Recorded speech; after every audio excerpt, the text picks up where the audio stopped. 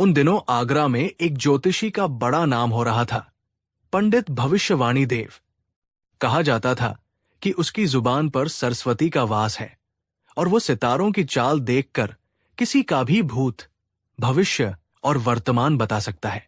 उसके बारे में तरह तरह की कहानियां मशहूर थी। किसी ने कहा कि उसने एक व्यापारी को बता दिया था कि उसका डूबा हुआ जहाज वापस आएगा, और सचमुच वो जहाज आ गया। किसी ने कहा कि उसने एक निसंतान जोड़े को संतान प्राप्ति का उपाय बताया और उनके घर किलकारियां गूंज उठीं। धीरे धीरे उसकी ख्याति शहंशाह अकबर के कानों तक भी पहुंची। अकबर ज्ञान और कला के पारखी थे और उन्हें ऐसी रहस्यमयी विधाओं में गहरी रुचि थी। उन्होंने पंडित भविष्यवाणी देव को दरबार में पेश होने का हुक्म दिया। अगले दिन भविष्यवाणी देव दरबार में हाजिर हुआ। उसका व्यक्तित्व बड़ा ही प्रभावशाली था।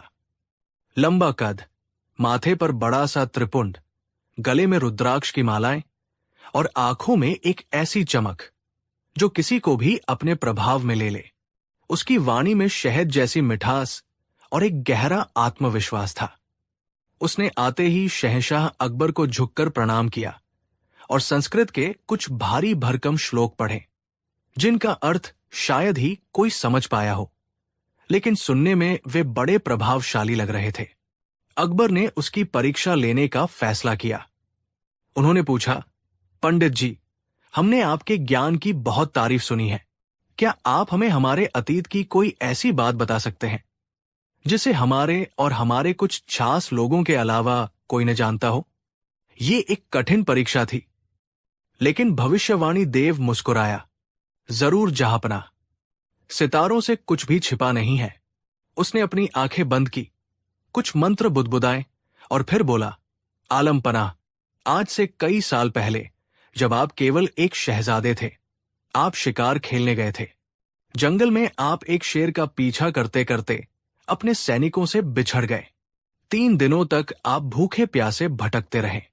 तब एक गरीब लकड़हारे ने आपको अपनी झोपड़ी में पनाह दी और अपनी सूखी रोटी में से आधा हिस्सा आपको खिलाकर आपकी जान बचाई थी। ये सुनते ही अकबर अपनी गद्दी से उछल पड़े। ये बात बिल्कुल सच थी और इसे केवल अकबर और उनके सबसे वफादार सेनापति मान सिंह ही जानते थे। अकबर की आंखों में भविष्यवाणी देव के लिए सम्मान और आश्चर्य भर गया। उन्होंने उसे सोने की मोहरों से भरी एक थैली इनाम में दी। दरबार में बैठे सभी मंत्री और दरबारी भी उस ज्योतिषी के ज्ञान से अचंभित थे, लेकिन एक व्यक्ति था जिसके चेहरे पर कोई आश्चर्य नहीं था। वो था बीरबल। बीरबल उस ज्योतिषी को अपनी पैनी नजरों से देख रहा था। उसे ये सब इतना सीधा और सरल नहीं लग रहा था। उसे दाल में कुछ काला नजर आ रहा था। उस दिन के बाद से पंडित भविष्यवाणी देव शहंशाह अकबर का खास सलाहकार बन गया। अकबर हर छोटा बड़ा फैसला लेने से पहले उससे सलाह मशवरा करने लगे। कब युद्ध पर जाना है, किस संधि पर हस्ताक्षर करने हैं, यहां तक कि किस दिन कौन से रंग के कपड़े पहनने हैं, ये सब भविष्यवाणी देव तय करने लगा। धीरे धीरे उस ज्योतिषी का दरबार में प्रभाव इतना बढ़ गया कि वो मंत्रियों के कामों में भी दखलंदाजी करने लगा। कई दरबारी जो उससे जलते थे या उसके खिलाफ थे, उन्हें वो अपनी भविष्यवाणियों के जरिए शहंशाह की नजरों में गिरा देता। वो कहता, जहांपनाह, सितारे कह रहे हैं कि अमुक मंत्री राज्य के लिए अशुभ है, और अकबर उस मंत्री को उसके पद से हटा देते। पूरे दरबार में एक डर का माहौल बन गया। लोग उस ज्योतिषी से तौस खाने लगे। वो अब सिर्फ एक ज्योतिषी नहीं, बल्कि दरबार की सबसे बड़ी ताकत बन चुका था। बीरबल ये सब चुपचाप देख रहे थे। वो जानते थे कि ये ज्योतिषी एक बहुत बड़ा धोखेबाज है और उसका असली मकसद सल्तनत पर अपना नियंत्रण स्थापित करना है। वो शहंशाह को इस अंधविश्वास के जाल से बाहर निकालना चाहते थे, लेकिन उनके पास कोई ठोस सबूत नहीं था। अकबर उस पर आंख मूंदकर विश्वास करने लगे थे और उसके खिलाफ कुछ भी सुनना नहीं चाहते थे। बीरबल को पता था कि इस झूठे भविष्यवक्ता का पर्दाफाश करने के लिए उसे उसी के खेल में, उसी के मैदान में हराना होगा। उन्हें एक ऐसी योजना बनानी थी जिससे दूध का दूध और पानी का पानी हो जाए और शहंशाह को खुद अपनी आंखों से सच दिखाई दे। बीरबल ने अपनी योजना पर काम करना शुरू कर दिया। सबसे पहले उन्होंने अपने कुछ भरोसेमंद जासूसों को पंडित भविष्यवाणी देव के अतीत के बारे में पता लगाने के लिए भेजा। उन्होंने जासूसों को खास हिदायत दी कि वे बहुत ही गुप्त तरीके से काम करें ताकि ज्योतिषी को कोई शक न हो। कुछ हफ्तों की कड़ी मेहनत के बाद जासूसों ने जो जानकारी लाकर दी वो चौंकाने वाली थी। पता चला कि पंडित भविष्यवाणी देव का असली नाम भानु प्रताप था और वो उज्जैन के एक छोटे से गांव का रहने वाला था। वो कोई ज्ञानी ज्योतिषी नहीं बल्कि एक चालाक ठग था जिसका काम लोगों को अपनी बातों के जाल में फंसाकर लूटना था। सबसे बड़ी और महत्वपूर्ण जानकारी ये मिली कि आगरा आने से पहले भानु प्रताप ने कुछ समय उस इलाके में बिताया था जहां शहंशाह अकबर का बचपन बीता था। उसने वहां के बूढ़े लोगों से मिलकर शहंशाह के बचपन और जवानी के किस्से बड़ी चतुराई से इकट्ठा किए थे। दरबार में उसने अकबर को जो शेर वाली कहानी सुनाई थी वो भी उसे उसी इलाके के एक पुराने सैनिक से पता चली थी जो कभी अकबर की सेना में था। अब बीरबल के हाथ में एक मजबूत कड़ी आ गई थी। उन्हें पता चल गया था कि उसका ज्ञान ज्योतिष का नहीं बल्कि अच्छी जासूसी और लोगों को पढ़ने की कला का नतीजा है। अब बीरबल को बस एक सही मौके का इंतजार था और वो मौका उन्हें जल्द ही मिल गया। एक दिन दरबार में शहंशाह अकबर बहुत चिंतित बैठे थे। उनकी सबसे प्यारी और कीमती हीरे की अंगूठी खो गई थी। वो अंगूठी उन्हें उनके पिता हुमायूं ने दी थी और वो उसे अपनी जान से भी ज्यादा समझते थे। पूरे महल में छानबीन की गई लेकिन अंगूठी का कहीं पता नहीं चला। अकबर ने तुरंत पंडित भविष्यवाणी देव को बुलाया। पंडित जी, हमारी सबसे प्रिय अंगूठी खो गई है। अपने ज्ञान से बताइए कि वो कहाँ है और उसे किसने चुराया है। ये भविष्यवाणी देव के लिए अपनी धाक जमाने का एक और सुनहरा मौका था। उसने आंखें बंद की, कुछ देर मंत्र पढ़ने का नाटक किया और फिर बोला, जहांपनाह, सितारे बता रहे हैं कि आपकी अंगूठी महल में ही है और उसे किसी बाहरी व्यक्ति ने नहीं बल्कि आपके ही किसी सेवक ने चुराया है। चोर का नाम मैं कल सुबह बताऊंगा। कल सुबह तक चोर डर के मारे खुद ही अंगूठी कहीं रख देगा। अगर नहीं तो कल मैं उसे सबके सामने बेनकाब कर दूंगा। ये कहकर वो चला गया। अकबर को उसकी बात पर पूरा यकीन हो गया, लेकिन बीरबल समझ गए कि यही सही समय है इस ढोंगी का पर्दाफाश करने का। ज्योतिषी ने जानबूझकर एक दिन का समय लिया था ताकि महल के सेवकों में डर फैल जाए और अगर किसी ने सच में अंगूठी चुराई हो तो वो उसे डरकर कहीं फेंक दे, जिससे ज्योतिषी की बात सच साबित हो जाए। उस शाम बीरबल सीधे शहंशाह अकबर के निजी कक्ष में गए। जहांपनाह, मैं जानता हूं कि आपकी अंगूठी कहाँ है, बीरबल ने शांत स्वर में कहा। अकबर हैरान रह गए। कहाँ है बीरबल? बताओ जल्दी। बीरबल ने मुस्कुराते हुए कहा, वो मेरे पास है, जहांपनाह। और ये कहकर उन्होंने अपनी जेब से वो कीमती अंगूठी निकालकर अकबर के सामने रख दी। अकबर की खुशी का ठिकाना न रहा, लेकिन अगले ही पल वो गुस्से और हैरानी से भर गए। तुम्हारे पास? इसका मतलब चोर तुम हो? बीरबल ने सिर झुकाकर कहा, नहीं जहांपनाह, मैं चोर नहीं हूं। मैंने ये अंगूठी इसलिए छिपाई थी ताकि मैं आपको एक बहुत बड़े धोखे से बचा सकूं। मैंने ये अंगूठी आज सुबह आपके स्नानागार के पास से उठाई थी, जहां आप उसे उतार कर भूल गए थे। मैं चाहता तो आपको उसी वक्त बता सकता था, लेकिन तब हम उस झूठे ज्योतिषी का पर्दाफाश कभी नहीं कर पाते। अकबर को कुछ समझ नहीं आ रहा था। कैसा पर्दाफाश? बीरबल ने अपनी पूरी योजना शहंशाह को समझाई। अन्नदाता, वो ज्योतिषी ढोंगी है। कल सुबह वो दरबार में किसी भी गरीब और निर्दोष सेवक का नाम ले लेगा जिसे वो अपना दुश्मन समझता होगा, और आपकी नजरों में उसका विश्वास इतना गहरा है कि आप बिना सोचे समझे उस बेगुनाह को सजा दे देंगे। मैं ये अन्याय नहीं होने दे सकता। मेरी आपसे विनती है कि कल दरबार में आप मेरी योजना के अनुसार काम करें। अकबर को अब भी उस ज्योतिषी पर थोड़ा विश्वास था, लेकिन बीरबल की बातों में उन्हें दम लगा। वो बीरबल की योजना के लिए राजी हो गए। अगली सुबह दरबार खचाखच भरा हुआ था। हर कोई ये देखने के लिए उत्सुक था कि ज्योतिषी किस चोर का नाम लेता है। महल के सभी सेवक एक कोने में डरे में खड़े थे। पंडित भविष्यवाणी देव बड़े ही गर्व के साथ दरबार में दाखिल हुआ। उसे लगा कि आज के बाद उसकी ताकत और भी बढ़ जाएगी। अकबर ने अपनी गद्दी पर बैठकर गंभीर स्वर में पूछा, पंडित जी, बताइए, कौन है वो गुस्ताख जिसने हमारी अंगूठी चुराने की हिम्मत की? ज्योतिषी ने अपनी आंखें बंद की और कुछ देर तक नाटक करता रहा। फिर उसने आंखें खोली और अपनी उंगली सेवकों की भीड़ में खड़े एक बूढ़े सेवक रहीम चाचा की ओर उठाई। रहीम चाचा पिछले 40 सालों से महल में सेवा कर रहे थे और अपनी ईमानदारी के लिए जाने जाते थे। ज्योतिषी उनसे इसलिए चिंता था क्योंकि रहीम चाचा ने एक बार उसे शहंशाह के निजी कक्ष की ओर जाते हुए टोक दिया था। जहांपनाह, यही है वो चोर। ज्योतिषी गरजा। सितारे साफ साफ इसका चेहरा दिखा रहे हैं। इसी ने आपकी अंगूठी चुराई है। रहीम चाचा कांपते हुए घुटनों पर गिर पड़े। नहीं जहांपनाह, मैंने कोई चोरी नहीं की, मैं बेगुनाह हूं। वो रोने लगे। दरबार में सन्नाटा पसर गया। अकबर ने क्रोध से रहीम चाचा को देखा और अपने सिपाहियों को हुक्म दिया, ले जाओ इसे और तब तक कोड़े मारो जब तक ये सच न उगल दे। सिपाही रहीम चाचा को घसीटते हुए ले जाने लगे।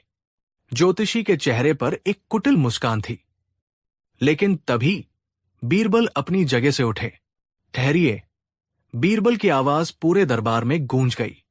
जहांपनाह, इस बेगुनाह को सजा देने से पहले क्या हम इस महान ज्योतिषी के ज्ञान की एक और परीक्षा नहीं ले सकते?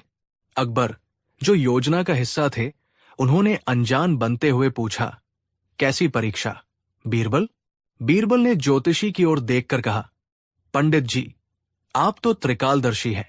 आप सितारों को पढ़ सकते हैं, भविष्य देख सकते हैं। तो आप ये तो बड़ी आसानी से बता सकते हैं कि आपकी अपनी मृत्यु कब, कहां और कैसे होगी। ये सवाल एक तीर की तरह था। ज्योतिषी एक पल के लिए हक्का बक्का रह गया। ये ऐसा सवाल था जिसका कोई भी जवाब उसके लिए खतरनाक साबित हो सकता था।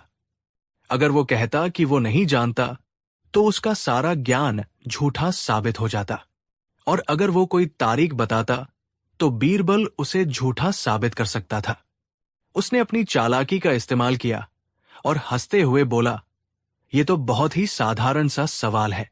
मेरे सितारे बताते हैं कि मेरी मृत्यु आज से ठीक 1 साल बाद इसी महल के मुख्य द्वार पर फांसी लगने से होगी। और एक और रोचक बात, मेरे सितारे ये भी कहते हैं कि शहंशाह अकबर की मृत्यु मेरी मृत्यु से ठीक 1 घंटा पहले होगी। ये उसका सबसे बड़ा और आखिरी दाव था। उसने सोचा था कि अपनी मौत को शहंशाह की मौत से जोड़कर वो अपनी जान बचा लेगा, क्योंकि कोई भी राजा ये सुनकर उसे मारने की हिम्मत नहीं करेगा कि उसके मरने के 1 घंटे बाद वो खुद भी मर जाएगा। दरबार में बैठे सभी लोग ये सुनकर कांप गए। अकबर भी एक पल के लिए सहम गए, लेकिन बीरबल के चेहरे पर एक विजयी मुस्कान थी। वो इसी जवाब का इंतजार कर रहे थे। बीरबल जोर से हंसे, वाह पंडित जी, वाह, क्या भविष्यवाणी की है। आपने तो हमें धर्म संकट में डाल दिया। फिर वो अकबर की ओर मुड़े और बोले, जहांपनाह, अब तो हमें इस महान ज्योतिषी को एक पल के लिए भी खुद से दूर नहीं करना चाहिए। अगर इनकी मृत्यु आपसे सिर्फ 1 घंटा पहले होनी है, तो इनकी सुरक्षा आपकी सुरक्षा है। मैं तो कहता हूं कि इन्हें आज से शाही मेहमान बनाकर सबसे सुरक्षित तहखाने में बंद कर दिया जाए। वहां इन्हें कोई छू भी नहीं पाएगा। इन्हें शाही भोजन मिलेगा, हर सुख सुविधा मिलेगी, लेकिन ये बाहर नहीं आ सकते, क्योंकि अगर इन्हें कुछ हो गया तो मतलब आपकी जान को खतरा हो जाएगा। बीरबल ने अपनी बात पूरी करते हुए कहा, और जहां तक इनकी भविष्यवाणी का सवाल है, तो उसे परखने का एक ही तरीका है। क्यों न हम इन्हें अभी इसी वक्त फांसी दे दें? अगर इनकी भविष्यवाणी सच है तो 1 घंटे बाद आप भी नहीं रहेंगे, और अगर इनकी भविष्यवाणी झूठी है तो एक झूठे ज्योतिषी से सल्तनत को छुटकारा मिल जाएगा और आप भी सुरक्षित रहेंगे। अब फैसला आपके हाथ में है, जहांपना। अब ज्योतिषी का चेहरा देखने लायक था। वो डर के मारे पसीने पसीने हो गया था। उसका अपना ही फेंका हुआ जाल अब उसी के गले का फंदा बन गया था। वो समझ गया कि वो पूरी तरह से फंस चुका है। वो तुरंत शहंशाह अकबर के पैरों में गिर पड़ा और गिड़गिड़ाने लगा। मुझे माफ कर दीजिए जहांपनाह, मैं कोई ज्योतिषी नहीं हूं। मैं एक धोखेबाज हूं। मैंने कोई सितारे नहीं पढ़े। मैंने आपके बचपन की कहानी एक पुराने सिपाही से सुनी थी। मैं झूठ बोलकर आपको धोखा दे रहा था। रहीम चाचा बेगुनाह है। आपकी अंगूठी कहाँ है मुझे नहीं पता। मेरी जान बख्श दीजिए जहांपनाह। उसका सारा ढोंग, सारा आत्मविश्वास एक पल में हवा हो गया। अकबर गुस्से से खड़े हो गए। उन्होंने अपनी उंगली से अपनी वही हीरे की अंगूठी दिखाते हुए कहा, ये रही मेरी अंगूठी, धूर्त, जिसे बीरबल ने तेरी सच्चाई सामने लाने के लिए छिपाया था। अब ज्योतिषी के पास कहने को कुछ नहीं बचा था। उसका पर्दाफाश हो चुका था। शहंशाह अकबर ने उस झूठे ज्योतिषी को देश निकाला दे दिया और रहीम चाचा को सम्मान के साथ बरी कर दिया। उस दिन अकबर ने यह सबक सीखा कि अंधविश्वास की नींव पर टिका ज्ञान रेत के महल की तरह होता है, जो तर्क की एक ही लहर से ढह जाता है। बीरबल ने एक बार फिर साबित कर दिया कि सबसे बड़ा भविष्यवक्ता इंसान का अपना विवेक और उसकी कर्म करने की शक्ति होती है। ये कहानी हमें याद दिलाती है कि हमें अपनी आंखें और दिमाग हमेशा खुले रखने चाहिए, क्योंकि धोखेबाज अक्सर ज्ञान का चोला पहन कर ही आते हैं। कहानी 2। एक दिन जब दरबार लगा हुआ था, बादशाह अकबर अपने सिंहासन पर विराजमान थे और उनके चेहरे पर एक शरारती मुस्कान खेल रही थी। ये वो मुस्कान थी जो अक्सर तब आती थी जब बादशाह किसी को अपनी वाक्पटुता से निरुत्तर करने के मूड में होते थे। उनके नवरत्न अपनी अपनी योग्यता और पद के अनुसार बैठे थे। तानसेन अपनी उंगलियों को सारंगी पर फेर रहे थे। टोडरमल राजस्व के किसी मसले पर झुके हुए थे और बाकी दरबारी भी अपनी अपनी दुनिया में मग्न थे। लेकिन बादशाह अकबर की नजरें केवल एक ही व्यक्ति पर टिकी थी, उनके सबसे प्रिय सलाहकार, मित्र और समस्या समाधान करता राजा बीरबल पर। बीरबल, जो हमेशा की तरह शांत और सहज भाव से खड़े थे, बादशाह की इस भेद भरी मुस्कान को देख रहे थे और समझ गए थे कि आज फिर उनकी बुद्धि की कोई परीक्षा होने वाली है। दरबार में ईरान से आए एक व्यापारी द्वारा लाए गए घोड़ों की नस्ल पर चर्चा चल रही थी। एक दरबारी ने घोड़ों की वफादारी की तारीफ करते हुए कहा, हुजूर, घोड़ा एक ऐसा जानवर है जो अपने मालिक के लिए जान तक दे देता है। उसकी समझदारी देखने लायक होती है। तभी एक दूसरे चापलूस दरबारी ने बात को आगे बढ़ाया, और हुजूर, गधा सबसे मूर्ख और हठी जानवर होता है। न शक्ल अच्छी न अक्ल। ये सुनते ही अकबर के मन में शरारत सूझी। उन्होंने बीरबल की ओर देखा, जो इस चर्चा को बड़े ध्यान से सुन रहे थे। बादशाह ने अपनी आवाज में नाटकीय गंभीरता लाते हुए कहा, बीरबल, हम तुम्हारी बुद्धिमानी, तुम्हारी हाजिर जवाबी और तुम्हारी वफादारी के कायल हैं। तुम दिन रात सल्तनत के बोझ को अपने कंधों पर उठाए फिरते हो। तुम्हारी बातें सुनकर हमें सुकून मिलता है। बीरबल ने अदब से सिर झुकाया। ये आपका बड़प्पन है जहांपनाह। अकबर ने अपनी मुस्कान को और चौड़ा किया और फिर वो वाक्य कहा जिसने पूरे दरबार में एक पल के लिए सन्नाटा ला दिया। पर बीरबल, आज तुम्हें गौर से देखने पर हमें ऐसा क्यों लग रहा है कि तुम गधे जैसे दिखते हो? ये सुनते ही दीवान एतास में सुई पटक सन्नाटा छा गया। तानसेन की उंगलियां सारंगी पर जम गई। टोडरमल का हिसाब किताब छूट गया और बाकी दरबारियों ने एक दूसरे की तरफ देखना शुरू कर दिया। कुछ दरबारी, जो बीरबल से जलते थे, अपनी हंसी को बड़ी मुश्किल से दबाए हुए थे। उनके चेहरों पर एक क्रूर संतुष्टि का भाव था। उन्हें लगा कि आज बादशाह ने बीरबल को उनकी सही जगह दिखाई दी। ये कोई मामूली मजाक नहीं था, ये एक भरी सभा में किया गया अपमान था। बादशाह का अपने सबसे करीबी सलाहकार को गधा कहना बहुत बड़ी बात थी। सबकी नजरें अब बीरबल पर थी। वे देखना चाहते थे कि अपनी हाजिर जवाबी के लिए मशहूर बीरबल इस सीधे और तीखे हमले का जवाब कैसे देते हैं। क्या वो गुस्सा होंगे? क्या वो अपमानित होकर दरबार छोड़ देंगे? या फिर वो चुपचाप इस जिल्लत को पी जाएंगे? बीरबल एक क्षण के लिए चुप रहे। उनके चेहरे पर न तो क्रोध था, नहीं अपमान का कोई भाव। उन्होंने अपनी आंखें बंद की, जैसे बादशाह के कहे शब्दों के गहरे अर्थ को समझने की कोशिश कर रहे हों। दरबारियों को लगा कि बीरबल निरुत्तर हो गए हैं, उनकी बोलती बंद हो गई है। कुछ पलों की खामोशी के बाद बीरबल ने अपनी आंखें खोली। उनके चेहरे पर वही शांत और सौम्य मुस्कान थी। उन्होंने बादशाह की ओर देखा और बहुत ही विनम्रता से कहा, जहां पनाह, आपने जो देखा वो आपकी पारखी नजरों का कमाल है, पर मैं ठहरा एक अदना सा इंसान।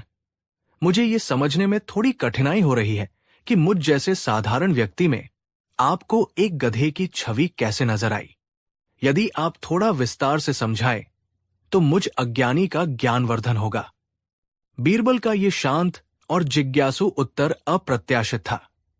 अकबर, जो एक तीखी प्रतिक्रिया की उम्मीद कर रहे थे, बीरबल के इस ठंडे रवैये से थोड़ा चकित हुए। लेकिन अब जब उन्होंने तीर चला ही दिया था तो उसे वापस नहीं ले सकते थे। उन्होंने अपनी बात को सही ठहराने के अंदाज में कहा, क्यों नहीं बीरबल, हम जरूर समझाएंगे। देखो, गधे के कान लंबे होते हैं ताकि वो हर छोटी बड़ी आवाज सुन सके, ठीक तुम्हारी तरह जो दरबार और सल्तनत की हर खबर पर कान लगाए रखते हो। गधा दिन रात बिना थके बोझ ढोता है, ठीक तुम्हारी तरह जो सल्तनत की मुश्किलों का बोझ अपने कंधों पर उठाए फिरते हो। और गधा जब बोलता है तो उसकी आवाज दूर तक जाती है। खैर, ये तुम पर लागू नहीं होता, अकबर ने हंसते हुए कहा। कुछ चापलूस दरबारी जोर जोर से हंसने लगे।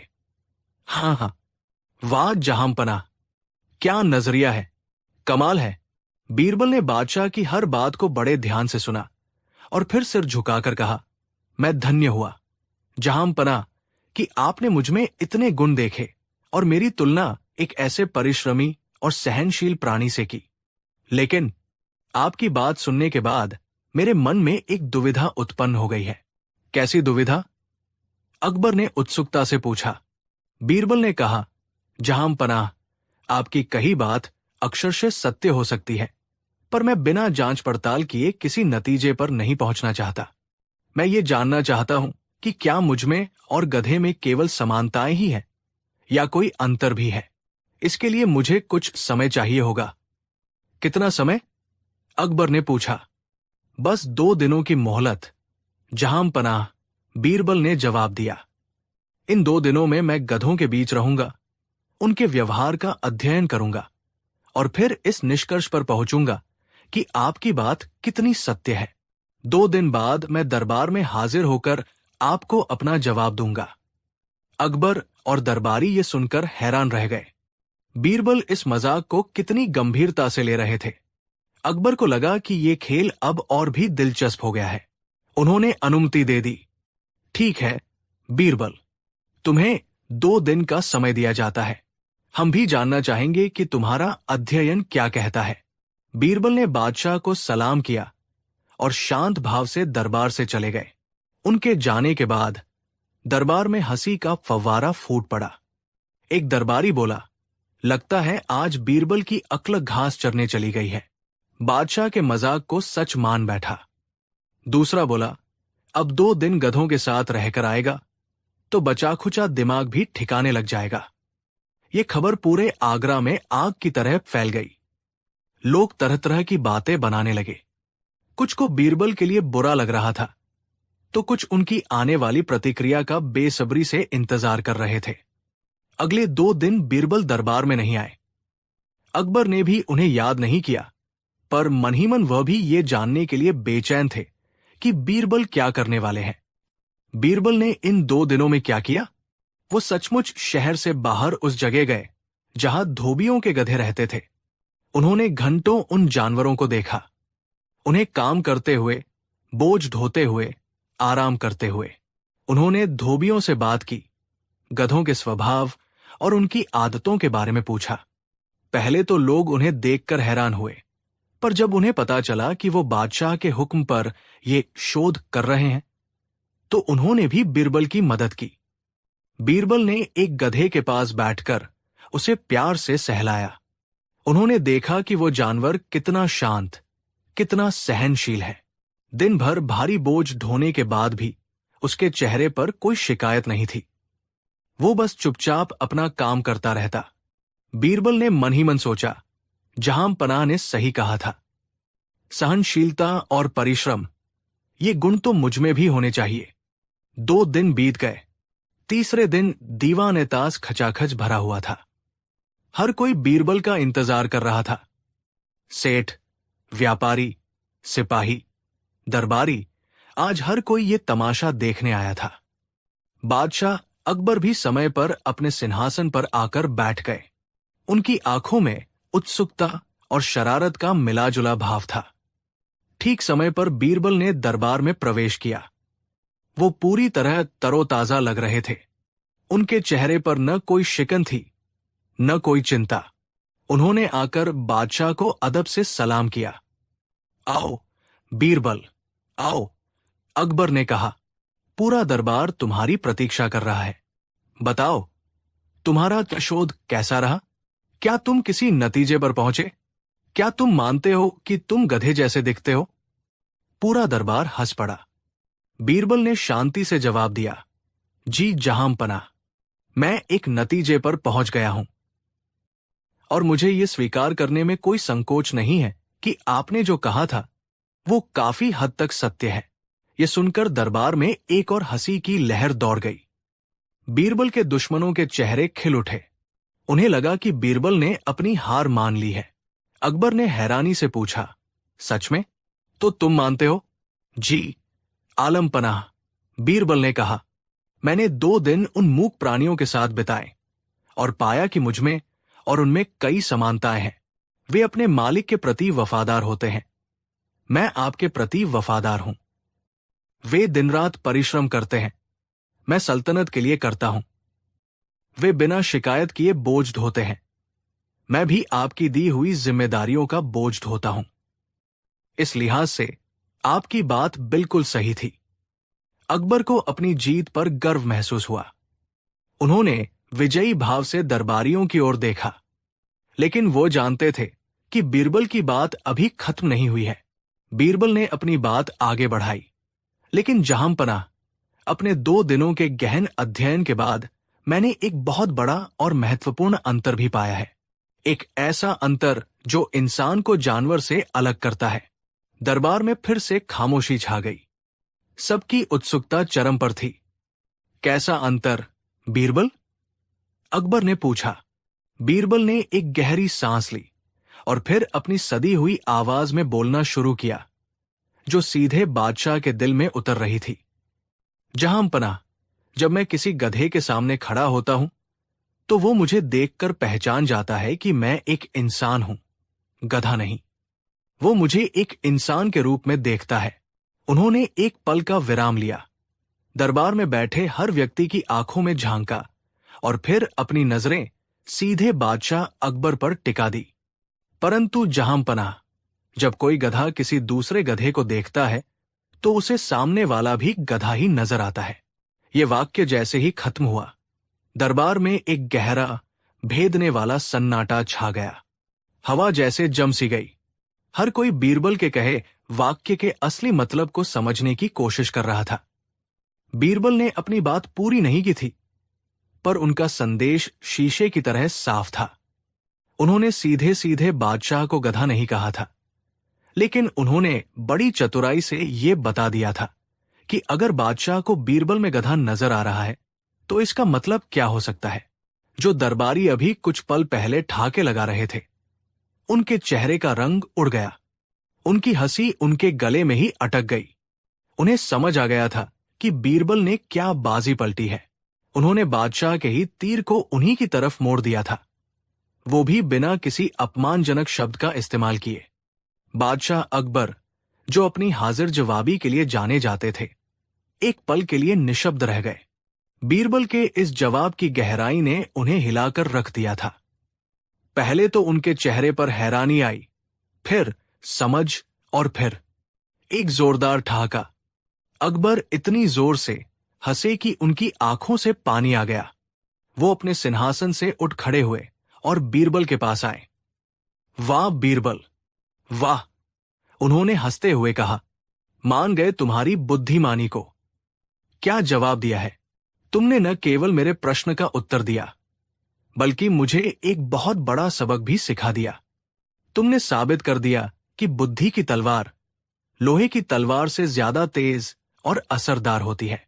अकबर ने बीरबल को गले से लगा लिया। हम अपने शब्द वापस लेते हैं बीरबल। तुम गधे जैसे नहीं, बल्कि तुम तो बीरबल जैसे ही दिखते हो, और तुम्हारे जैसा इस दुनिया में कोई दूसरा नहीं है। ये देखकर उन दरबारियों के सिर शर्म से झुक गए, जो बीरबल का अपमान होते देख खुश हो रहे थे। उन्हें अपनी छोटी सोच पर पछतावा हो रहा था। बादशाह ने पूरे दरबार को संबोधित करते हुए कहा, आज सब लोग कान खोलकर सुन लें। शब्द बाण की तरह होते हैं, एक बार मुंह से निकल जाए तो वापस नहीं आते। मजाक और अपमान के बीच एक बहुत बारीक रेखा होती है।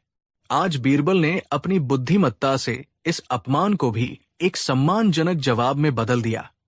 पर हर कोई बीरबल नहीं होता, इसलिए बोलने से पहले सोचना एक शासक का ही नहीं, बल्कि हर इंसान का पहला कर्तव्य है। उस दिन के बाद किसी भी दरबारी ने बीरबल से उलझने की हिम्मत नहीं की, और बादशाह अकबर ने भी अपने प्रिय मित्र से कोई ऐसा मजाक नहीं किया जो अपमान की सीमा को लांघता हो। यह कहानी हमेशा के लिए इतिहास में दर्ज हो गई, एक ऐसे बुद्धिमान जवाब की मिसाल के तौर पर, जिसने न केवल अपमान का बदला लिया, बल्कि सामने वाले को उसकी गलती का एहसास भी करा दिया, वो भी बिना किसी कड़वाहट के। और यह साबित कर दिया कि बीरबल सिर्फ एक नाम नहीं, बल्कि बुद्धि और विवेक का दूसरा नाम है। कहानी 3। आगरा के किले में सर्दियों की एक सुनहरी सुबह थी। दीवान-ए-ताश में अंगीठियां दहक रही थी, जिनकी गर्मी मखमली पर्दों और कीमती कालीनों में बसकर माहौल को आरामदायक बना रही थी। बादशाह अकबर अपने सिंहासन पर विराजमान थे, लेकिन आज उनके चेहरे पर वो रोज वाली चमक नहीं थी। उनकी नजरें बार बार दरबार के मुख्य द्वार की ओर उठ रही थी, जैसे वह किसी का बेसब्री से इंतजार कर रहे हों।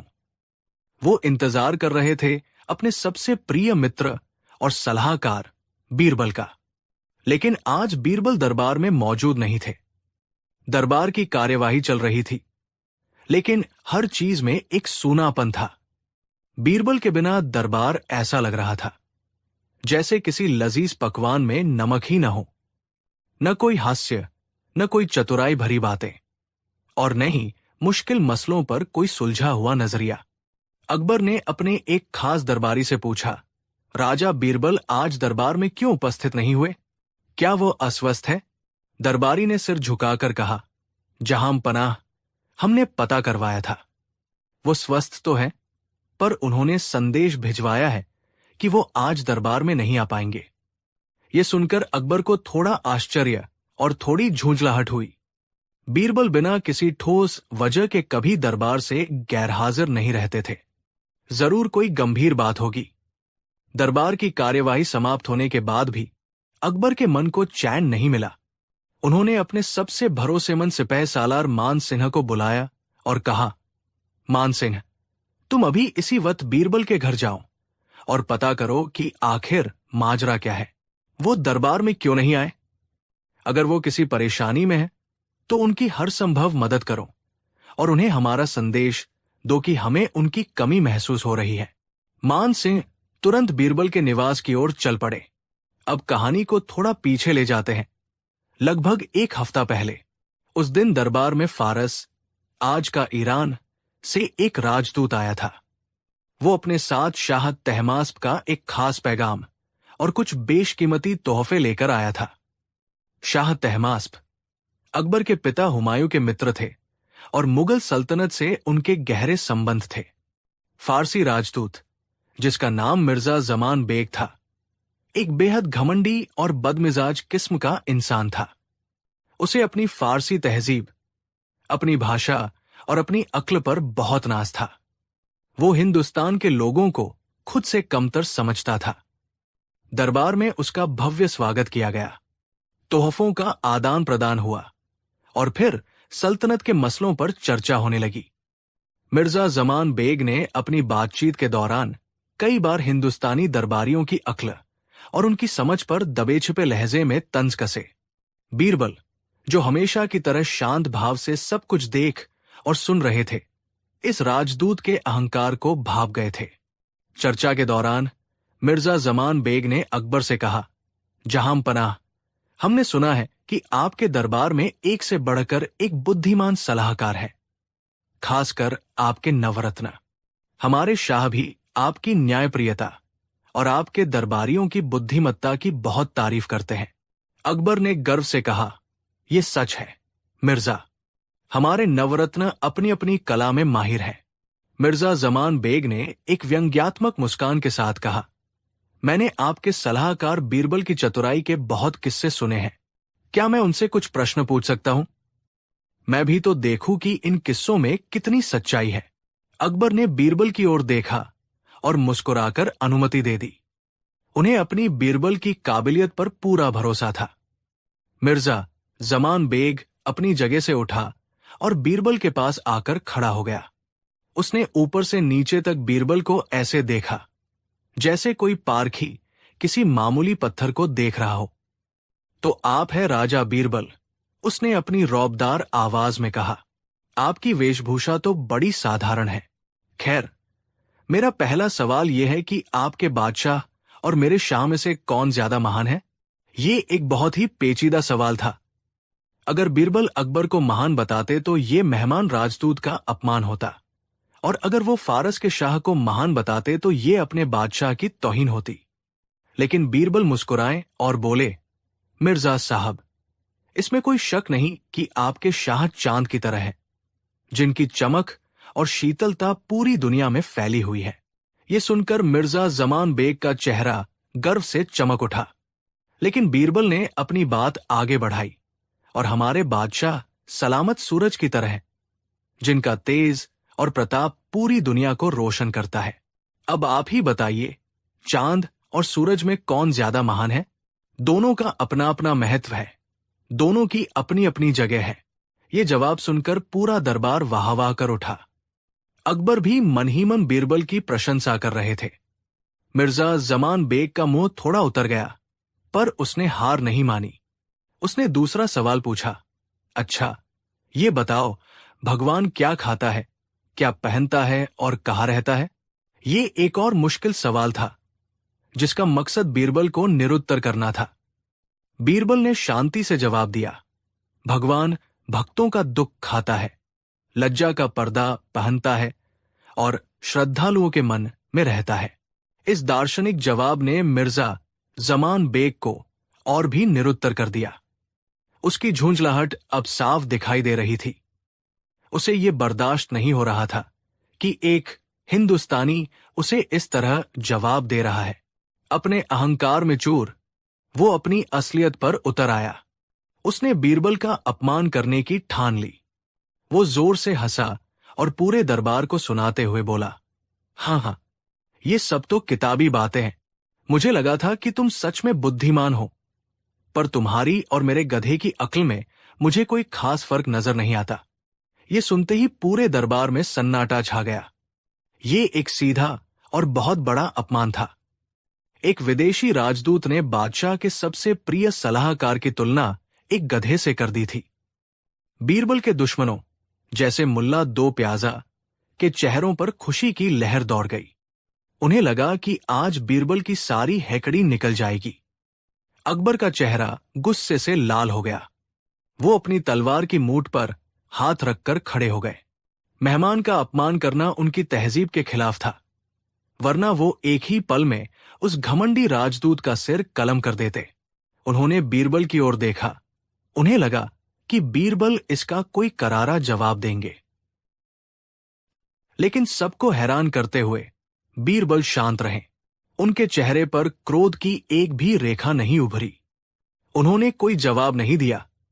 उन्होंने बस मिर्जा जमान बेग की ओर देखा, एक हल्की सी अर्थहीन मुस्कान दी और चुपचाप अपनी जगह पर जाकर खड़े हो गए। उनका ये मौन, उनकी ये चुप्पी किसी भी तीखे जवाब से ज्यादा अपमानजनक थी। मिर्जा जमान बेग को लगा जैसे बीरबल ने उसे कोई कीड़ाम कोड़ा समझकर नजरअंदाज कर दिया है। उसका अहंकार और भी भड़क उठा, पर वो कुछ कर नहीं सका। उस दिन के बाद बीरबल बदल गए। दरबार में आते पर चुपचाप बैठे रहते, किसी चर्चा में हिस्सा नहीं लेते, किसी सवाल का जवाब नहीं देते। उनकी आंखों की चमक, उनकी हाजिर जवाबी सब जैसे कहीं खो गई थी। अकबर ने कई बार उनसे बात करने की कोशिश की, पर बीरबल बस इतना कहते, सब ठीक है जहांपना। और फिर एक हफ्ते बाद उन्होंने दरबार आना ही बंद कर दिया। अब हम कहानी में वापस वही आते हैं जहां मान सिंह बीरबल के घर पहुंचे थे। बीरबल अपने बगीचे में शांत बैठे कुछ सोच रहे थे। मान सिंह ने उन्हें बादशाह का संदेश दिया। बीरबल ने एक गहरी सांस ली और कहा, मान सिंह, बादशाह से कहना कि मैं उनका सेवक हूं, पर शायद अब मैं उनकी सेवा के लायक नहीं रहा। मेरी बुद्धि ने मेरा साथ छोड़ दिया है। मैं अब पहले जैसा बीरबल नहीं रहा। मान सिंह ने हैरान होकर पूछा, ये आप क्या कह रहे हैं? राजा साहब, आपकी बुद्धि का तो पूरा हिंदुस्तान लोहा मानता है। बीरबल ने उदासी से मुस्कुराते हुए कहा, नहीं मान सिंह, उस दिन उस फारसी राजदूत ने मुझे मेरी असलियत दिखा दी। शायद मुझमें और एक गधे में सचमुच कोई फर्क नहीं है। मैं अब दरबार आकर बादशाह का समय बर्बाद नहीं करना चाहता। मान सिंह को यह सुनकर बहुत दुख हुआ। वो समझ गए कि बीरबल उस अपमान को दिल से लगा बैठे हैं। उन्होंने लौटकर सारी बात बादशाह अकबर को बताई। अकबर को यह सुनकर बहुत धक्का लगा। उन्हें एहसास हुआ कि उस दिन बीरबल की चुप्पी उनकी कमजोरी नहीं, बल्कि उनका गहरा आहत होना था। उन्होंने अपने सबसे अनमोल रत्न को ठेस पहुंचने दी थी। उन्हें अपनी गलती का एहसास हुआ। उन्होंने फैसला किया कि वो उस घमंडी राजदूत को सबक सिखाएंगे और बीरबल का सम्मान वापस दिलाएंगे। अगले दिन अकबर ने मिर्जा जमान बेग को एक निजी दावत पर आमंत्रित किया। दावत के दौरान अकबर ने जानबूझकर बुद्धिमानी और मूर्खता पर चर्चा छेड़ दी। अकबर ने कहा, मिर्जा साहब, हम एक अजीब दुविधा में फंस गए हैं। हमारे राज्य में 2 गांव है, एक गांव बुद्धिमानों का है और दूसरा गांव मूर्खों का। हमें दोनों गांवों से बराबर लगान वसूल करना होता है। आप बताइए, हमें किस गांव से लगान वसूलने में ज्यादा आसानी होगी? मिर्जा जमान बेग ने तुरंत अपनी अक्ल का प्रदर्शन करते हुए कहा, इसमें कौन सी बड़ी बात है? जहांपना, जाहिर है बुद्धिमानों के गांव से। मूर्ख तो बहाने बनाएंगे, झगड़ा करेंगे, लेकिन बुद्धिमान लोग आपकी सल्तनत के नियमों को समझेंगे और आसानी से लगान दे देंगे। अकबर मुस्कुराए, आपका कहना सही है मिर्जा। फिर अकबर ने कहा, अच्छा, एक और बात बताइए। हमारे अस्तबल में 2 घोड़े हैं। एक फारसी नस्ल का है, बेहतरीन और समझदार। दूसरा एक मामूली हिंदुस्तानी टट्टू है, अड़ियल और बेवकूफ। हमें दोनों को एक मुश्किल पहाड़ी रास्ते पर ले जाना है। आप बताइए, कौन सा घोड़ा आसानी से रास्ता पार कर लेगा? मिर्जा जमान बेग ने फिर गर्व से कहा, बेशक, फारसी घोड़ा। उसकी समझदारी उसे मुश्किल रास्ते पर भी सही सलामत ले जाएगी। टट्टू तो कहीं भी अड़कर खड़ा हो जाएगा। अकबर ने सिर हिलाया, वाह मिर्जा साहब, आपकी समझ की दाद देनी पड़ेगी।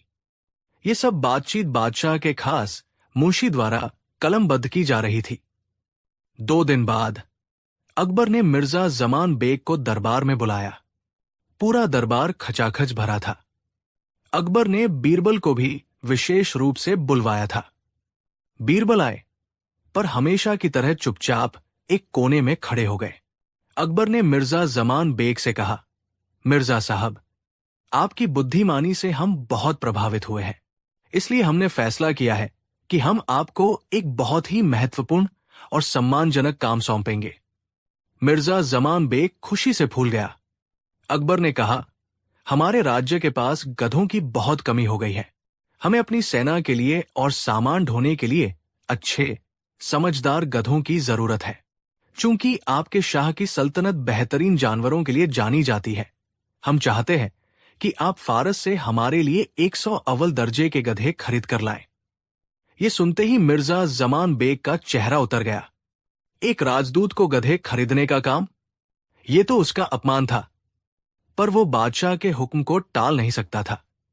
अकबर ने आगे कहा, और सुनिए, हमें सिर्फ गधे नहीं चाहिए, हमें समझदार गधे चाहिए।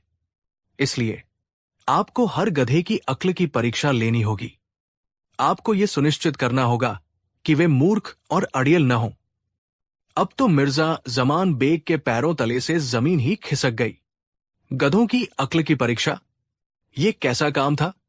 इससे पहले कि वो कुछ कहता, अकबर ने दरबार में मौजूद मुंशी को बुलाया और कहा, मुंशी जी, मिर्जा साहब ने 2 दिन पहले जो बुद्धिमत्तापूर्ण बातें कही थी, उन्हें जरा पढ़कर सुनाइए। मुंशी ने पढ़ना शुरू किया।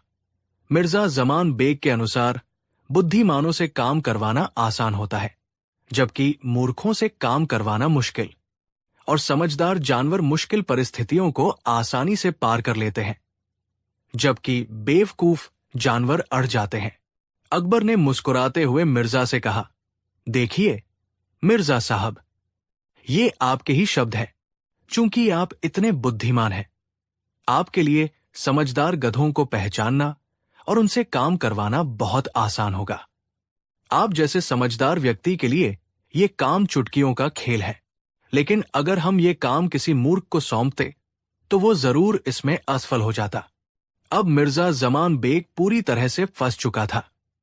अकबर ने उसी के शब्दों को उसी के खिलाफ एक हथियार की तरह इस्तेमाल कर लिया था।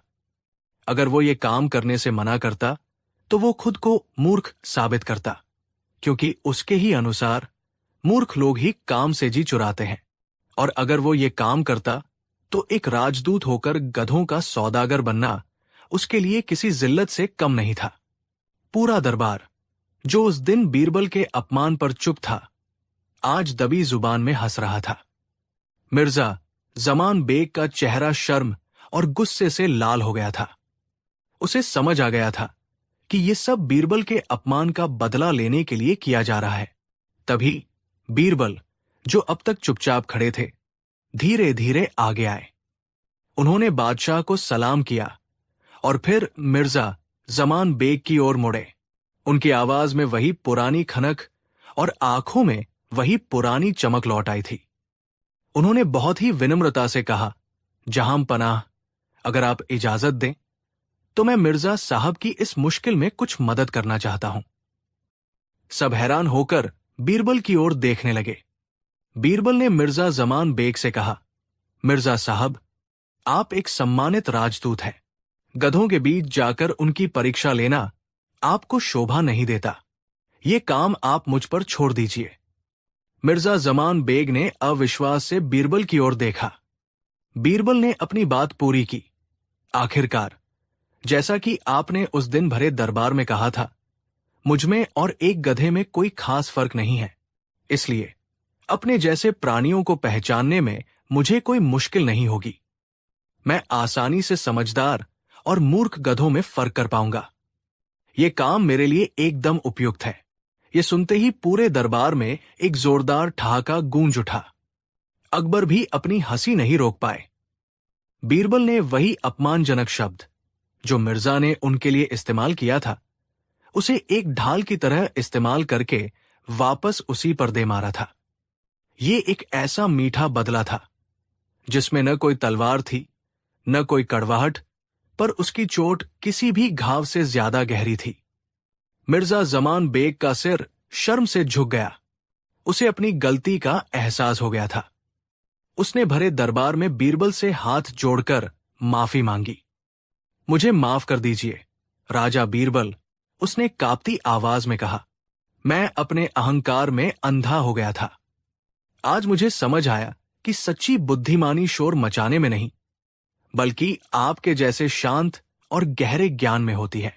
बीरबल ने मुस्कुराकर उसे माफ कर दिया और कहा, अपमान का बदला अपमान से लेना हमारा तरीका नहीं मिर्जा साहब।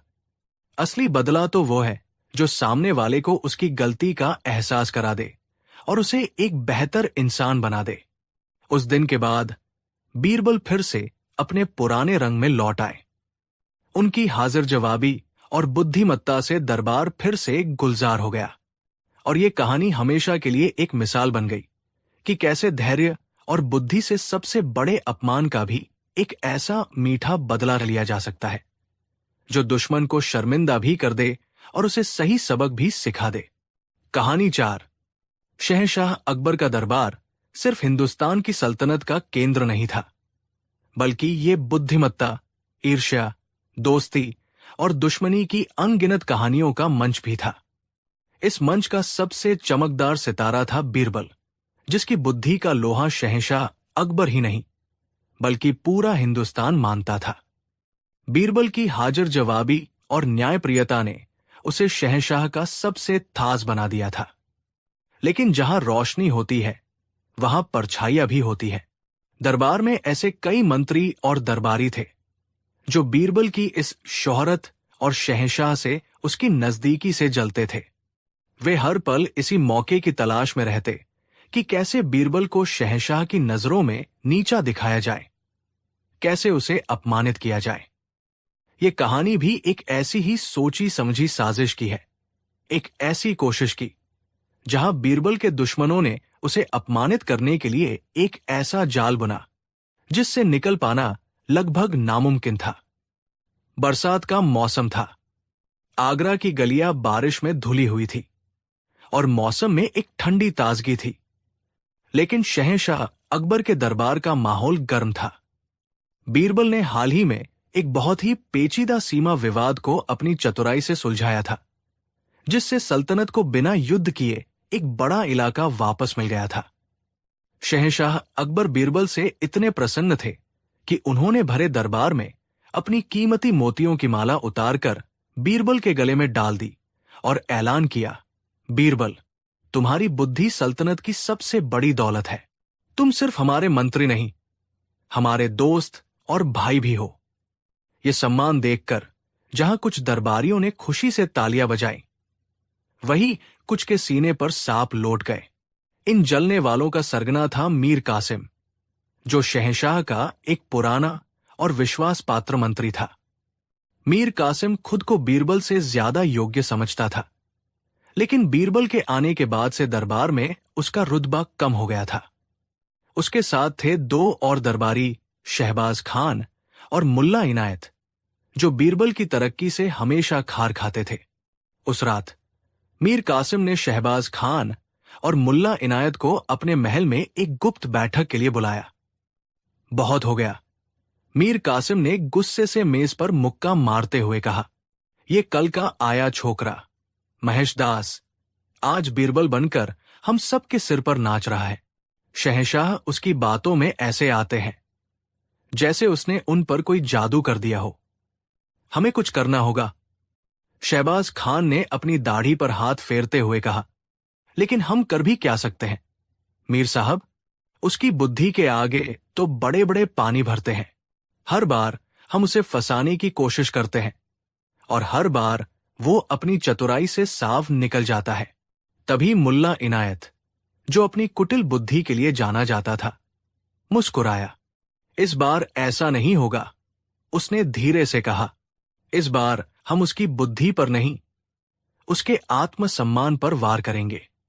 हम उसे ऐसा काम करने पर मजबूर करेंगे जिसे करने के बाद वो खुद ही शहंशाह की नजरों में गिर जाएगा। हम उसे सरेआम अपमानित करेंगे। मीर कासिम और शहबाज खान उत्सुकता से उसकी ओर देखने लगे। मुल्ला इनायत ने अपनी योजना बताई। मैंने सुना है कि कल शहंशाह अकबर बीरबल के साथ यमुना नदी के किनारे सैर पर जाने वाले हैं। हम एक ऐसा नाटक रचेंगे जिसे देखकर शहंशाह को भी बीरबल पर क्रोध आ जाएगा। उसने अपनी योजना विस्तार से समझाई। योजना सुनकर मीर कासिम की आंखों में एक दुष्ट चमक आ गई। वाह मुल्ला, क्या योजना है! इस बार ये बीरबल नहीं बचेगा। इस बार उसका घमंड मिट्टी में मिल जाएगा। तीनों ने मिलकर उस साजिश को अंजाम देने की कसम खाई। उन्हें यकीन था कि उनकी ये चाल बीरबल के सारे मान सम्मान को एक ही झटके में खत्म कर देगी।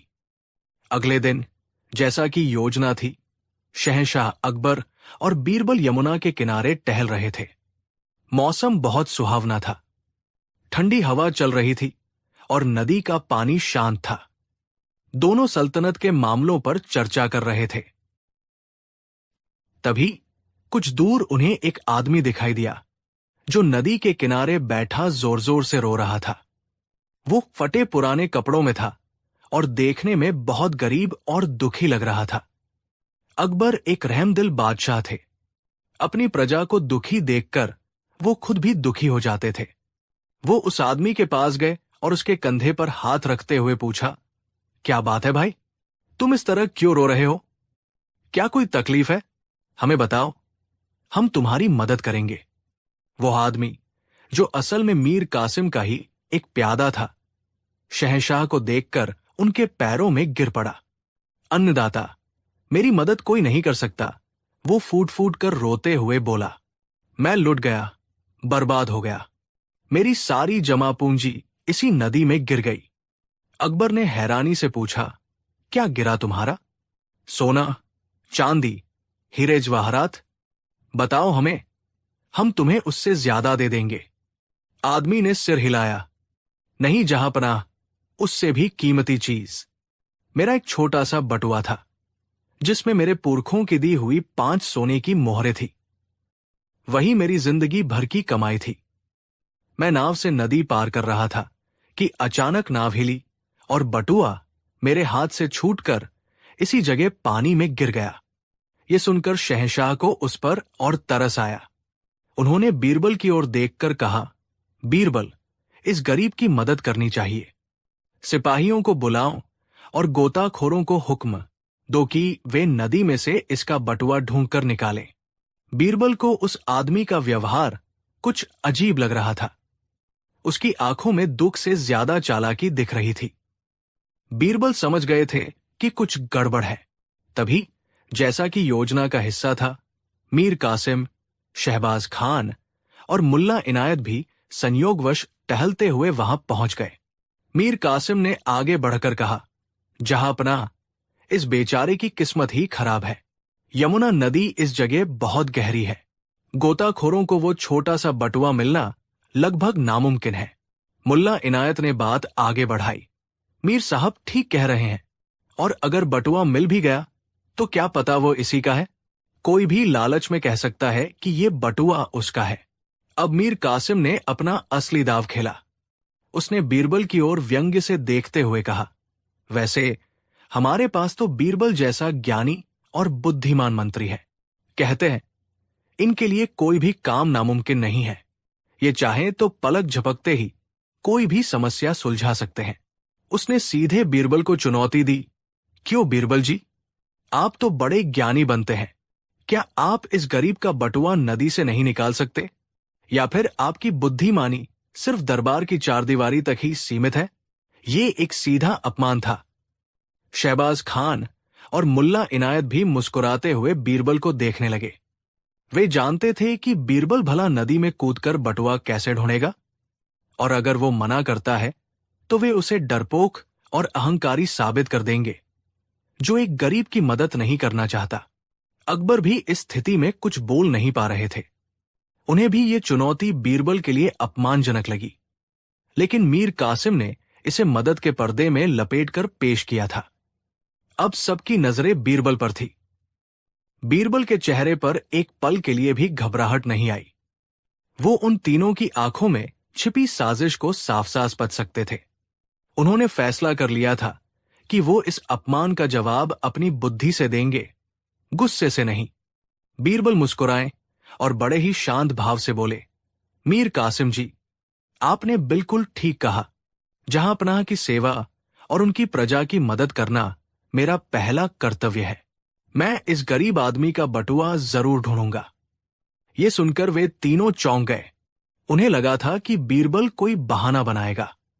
बीरबल उस रोते हुए आदमी के पास गए और बोले, भाई, तुम मुझे ठीक ठीक वो जगह बताओ जहां तुम्हारा बटुआ गिरा था। आदमी ने कांपते हुए हाथ से नदी में एक जगह की ओर इशारा कर दिया।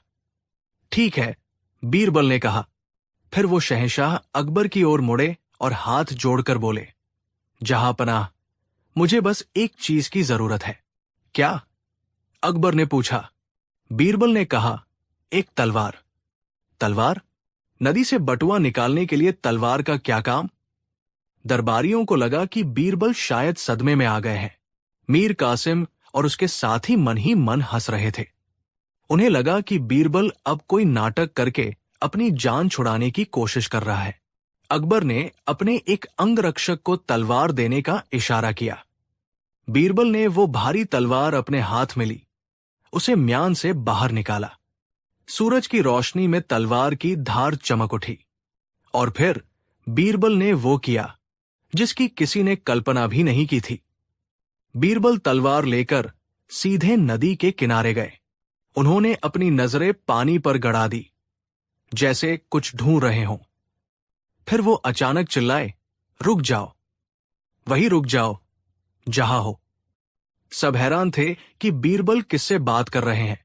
वहां तो कोई नहीं था। बीरबल ने अपनी तलवार पानी की सतह पर रखते हुए नदी को संबोधित करते हुए कहा, ए यमुना नदी, सुनो हमारा आदेश। शहंशाह अकबर के दरबार के एक गरीब आदमी का बटुआ तुम्हारे अंदर गिर गया है। हम तुम्हें हुक्म देते हैं कि तुम फौरन वो बटुआ वापस कर दो। ये दृश्य देखकर मीर कासिम और उसके साथी अपनी हंसी नहीं रोक पाए। उन्हें लगा कि बीरबल पागल हो गए हैं। वे शहंशाह को दिखाने की कोशिश कर रहे थे कि देखिए, आपका सबसे बुद्धिमान मंत्री कैसी बचकानी हरकतें कर रहा है। अकबर भी हैरान थे, लेकिन वो चुप रहे। उन्हें बीरबल पर भरोसा था। बीरबल ने और ऊंची आवाज में कहा, नदी, क्या तुमने सुना नहीं? अगर तुमने ईमानदारी से बटुआ वापस नहीं किया तो हमें मजबूरन तुम्हें सजा देनी पड़ेगी। हम शहंशाह से कहकर तुम्हारे पानी को 2 हिस्सों में बंटवा देंगे और तुम्हें हमेशा के लिए सुखा देंगे। ये कहकर बीरबल ने अपनी तलवार से पानी पर एक लकीर खींच दी, मानो वो नदी को 2 भागों में काट रहे हों। अब बीरबल उस रोते हुए आदमी की ओर मुड़े। देखो भाई, उन्होंने कहा, नदी ने तो अपनी सफाई दे दी है। वो कह रही है कि उसने तुम्हारा बटुआ नहीं चुराया है। वो कसम खा रही है कि अगर बटुआ उसके पास होता तो वो अब तक वापस कर देती। बीरबल ने आगे कहा, अब सिर्फ एक ही रास्ता बचा है, सच्चा और झूठा पता लगाने का। नदी कह रही है कि अगर तुम सच्चे हो तो तुम पानी में हाथ डालकर खुद अपना बटुआ निकाल सकते हो। सच्चे इंसान को नदी कभी नुकसान नहीं पहुंचाती। लेकिन अगर तुम झूठे हो और तुमने हमसे झूठ बोला है तो जैसे ही तुम्हारा हाथ पानी में जाएगा, नदी तुम्हें अंदर खींच लेगी और तुम्हारा झूठ हमेशा के लिए दफन कर देगी। ये सुनते ही उस आदमी के चेहरे का रंग उड़ गया। वो बुरी तरह घबरा गया। वो था तो एक झूठा और लालची इंसान, जिसे कुछ मोहरों के बदले ये नाटक करने के लिए भेजा गया था। उसे अपनी जान का खतरा महसूस होने लगा। बीरबल ने उसकी आंखों में डर पथ लिया। उन्होंने अपनी आवाज और कठोर करते हुए कहा, तो बोलो, क्या तुम सच्चे हो? क्या तुम नदी में हाथ डालने के लिए तैयार हो? या तुम एक झूठे हो जिसने शहंशाह का कीमती वक्त बर्बाद किया और बीरबल को नीचा दिखाने की साजिश में हिस्सा लिया? उस आदमी के हाथ पैर कांपने लगे।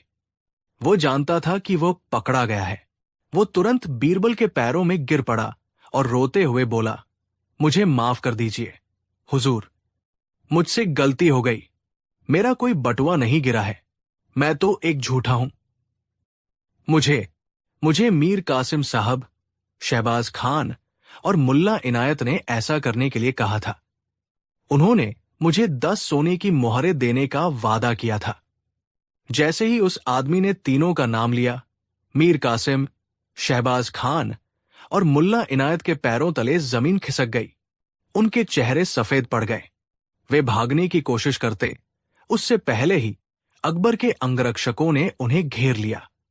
शहंशाह अकबर का चेहरा गुस्से से लाल हो गया। उन्हें विश्वास नहीं हो रहा था कि उनके ही मंत्री इतनी नीची हरकत कर सकते हैं। तुम्हारी ये हिम्मत, अकबर गरजे, तुमने न सिर्फ बीरबल को बल्कि हमें और हमारे न्याय को भी अपमानित करने की कोशिश की है। तुमने एक गरीब का इस्तेमाल करके अपनी ईर्ष्या की आग को बुझाने की कोशिश की। तुम्हारी सजा तो मौत है। तीनों दरबारी शहंशाह के पैरों में गिरकर अपनी जान की भीख मांगने लगे। अब बीरबल आगे आए। उन्होंने शहंशाह से कहा, जहां पनाह, इन्हें मारने से कुछ हासिल नहीं होगा। इनकी सबसे बड़ी सजा इनकी हार और इनका अपमान है। आपने इन्हें ऊंचा पद और सम्मान दिया, लेकिन ये उसकी कीमत नहीं समझ पाए। बीरबल ने उन तीनों की ओर देखकर कहा, तुमने मुझे नीचा दिखाने की कोशिश की, लेकिन तुमने ये नहीं समझा कि सम्मान पदों या मालाओं से नहीं मिलता। सम्मान मिलता है अपने चरित्र, अपनी ईमानदारी और अपनी बुद्धि के सही इस्तेमाल से। तुमने अपनी बुद्धि का इस्तेमाल एक अच्छी साजिश रचने में किया, लेकिन तुमने ये नहीं सोचा कि सच की तलवार के आगे झूठ की हर ढाल टूट जाती है। अकबर ने बीरबल की बात मानी। उन्होंने उन तीनों को उनके पदों से बर्खास्त कर दिया और उन्हें 1 साल के लिए राज्य के सबसे दूर दराज के गांव में एक साधारण नागरिक की तरह रहने की सजा सुनाई, ताकि वे समझ सके कि असली सम्मान क्या होता है। शहंशाह अकबर ने बीरबल को गले लगा लिया।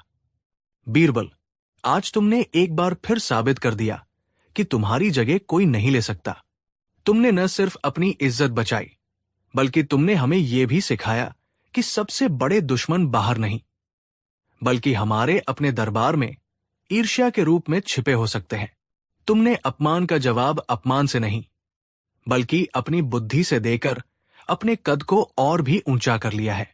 उस दिन के बाद दरबार में किसी ने भी बीरबल को नीचा दिखाने की हिम्मत नहीं की। सब समझ गए थे कि बीरबल की बुद्धि एक ऐसी ढाल है जिसे ईर्ष्या और साजिश के कोई भी हथियार भेद नहीं सकते। ये कहानी हमें सिखाती है कि जब कोई आपको नीचा दिखाने की कोशिश करे, तो उसका जवाब गुस्से या नफरत से नहीं, बल्कि अपनी शांति और विवेक से देना चाहिए, क्योंकि सच्ची जीत किसी को हराने में नहीं, बल्कि खुद को और बेहतर साबित करने में होती है। कहानी 5। आगरा का मुख्य बाजार अपनी पूरी रौनक पर था। सुबह का सूरज आसमान में चढ़ रहा था और उसकी सुनहरी किरणें दुकानों पर सजे सामानों पर पड़कर उन्हें और भी चमका रही थी। कहीं मसालों की तीखी महक थी, तो कहीं इत्र की मीठी खुशबू। कारीगर अपने औजारों से कलाकृतियां गढ़ रहे थे। व्यापारी ऊंची आवाज में अपने माल का बखान कर रहे थे और खरीदारों की भीड़ इस कोलाहल में अपनी जगह बना रही थी। इसी भीड़ में एक साधारण सा मजदूर, मोहन, अपने कंधे पर अनाज की एक भारी बोरी उठाए धीरे धीरे आगे बढ़ रहा था। पसीने की बूंदें उसके माथे से टपककर उसकी आंखों में जा रही थी, जिन्हें वो अपनी आस्तीन से पोंछ लेता। उसकी आंखों में थकान थी, लेकिन चेहरे पर अपनी मेहनत से 2 वक्त की रोटी कमाने की संतुष्टि भी थी। उसका ध्यान सिर्फ अपनी मंजिल पर था, जहां उसे ये बोरी पहुंचाकर अपनी दिन की मजदूरी लेनी थी। तभी अचानक उसका पैर एक पत्थर से टकराया और उसका संतुलन बिगड़ गया। उसके कंधे पर रखी भारी बोरी एक तरफ झुकी और उसका एक कोना वहां से गुजर रहे एक भव्य रेशमी वस्त्र पहने सेठ से जा टकराया। वो सेठ कोई और नहीं, बल्कि आगरा का सबसे अमीर और अहंकारी व्यापारी सेठ धनीराम था। धनीराम अपने 2 अंगरक्षकों के साथ बाजार में अपनी शान दिखाने निकला था। उसके रेशमी अंगरखे पर की गई सोने की कारीगरी सूरज की रोशनी में चमक रही थी और उसकी उंगलियों में पहनी हीरे की अंगूठियां उसकी दौलत का मौन प्रदर्शन कर रही थी। बोरी का कोना लगते ही धनीराम ऐसे उछला मानो किसी बिच्छू ने डंक मार दिया हो। उसने घृणा से अपने कीमती वस्त्र को झाड़ा और अपनी खून से लाल आंखों से मोहन को घूरा। अंधा है क्या, वो गरजा, देखकर नहीं चल सकता? जानता है ये लिबास कितने का है? तेरी 7 पुश्तें भी मिलकर इसे खरीद नहीं सकती। मोहन ने जल्दी से खुद को संभाला और बोरी को नीचे रखकर हाथ जोड़कर खड़ा हो गया। उसकी आवाज में डर और सम्मान दोनों था। क्षमा करे सेठ जी, भूल हो गई। मेरा पैर पत्थर से टकरा गया था। मैंने जानबूझकर ऐसा नहीं किया। लेकिन धनीराम का अहंकार 7वें आसमान पर था। उसे एक मामूली मजदूर का उसे छूना भी अपना घोर अपमान लगा। बाजार में सैकड़ों लोगों की नजरें अब उन पर थी और ये बात धनीराम के घमंड को और हवा दे रही थी। चुप रह, नीच कही के, वो चिल्लाया। तेरी हिम्मत कैसे हुई मुझसे जबान लड़ाने की? तू मुझे सिखाएगा कि क्या जानबूझकर हुआ और क्या भूल से? और इससे पहले कि मोहन कुछ और कह पाता, धनीराम ने अपना भारी हाथ हवा में उठाया और पूरी ताकत से एक तमाचा मोहन के गाल पर जड़ दिया। चटाक! वो आवाज बाजार के सारे शोर में जैसे घुल सी गई। लेकिन एक पल के लिए वहां सन्नाटा पसर गया। मोहन का सिर घूम गया और वो लड़खड़ाकर जमीन पर गिर पड़ा। उसके गाल पर 5 उंगलियों के निशान छप गए थे। पर उस शारीरिक चोट से कहीं ज्यादा गहरी चोट उसके आत्मसम्मान को लगी थी। उसकी आंखों में आंसू भर आए, लेकिन वे बाहर नहीं निकले। वे अपमान की आग बनकर उसके अंदर ही सुलगने लगे। भीड़ में कानाफूसी शुरू हो गई। किसी ने कहा, बेचारे गरीब पर हाथ उठा दिया। तो कोई बोला, सेठ जी का मिजाज ही गर्म है। लेकिन किसी की हिम्मत नहीं हुई कि धनीराम के सामने कुछ बोल सके। धनीराम ने घमंड से अपनी छाती चौड़ी की, जैसे कोई जंग जीत ली हो। उसने अपनी अंगूठियों वाली उंगलियों को झटकते हुए कहा, यह है तेरी गलती की सजा। अगली बार आंखें खोलकर चलना। और अपने अंगरक्षकों के साथ ऐसे आगे बढ़ गया जैसे कुछ हुआ ही ना हो। मोहन वही जमीन पर बैठा रहा। उसका गाल जल रहा था, लेकिन उसका दिल अपमान से टूट चुका था। उसने उठकर अपनी बोरी उठाई, लेकिन अब उस बोरी का वजन उसे पहले से कई गुना ज्यादा लग रहा था। यह सिर्फ अनाज का वजन नहीं था, यह अपमान का वजन था, जिसे ढोना उसके लिए असहनीय हो रहा था। उसने फैसला किया, वो इस अपमान को सहेगा नहीं। वो न्याय मांगेगा।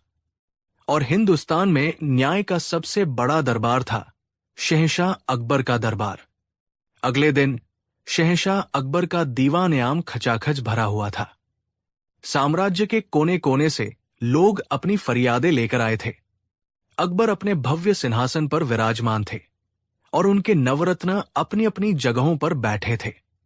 बीरबल हमेशा की तरह शहंशाह के दाहिनी ओर बैठे थे और उनकी आंखों में एक शांत चमक थी, जो हर समस्या के पार देखने की क्षमता रखती थी।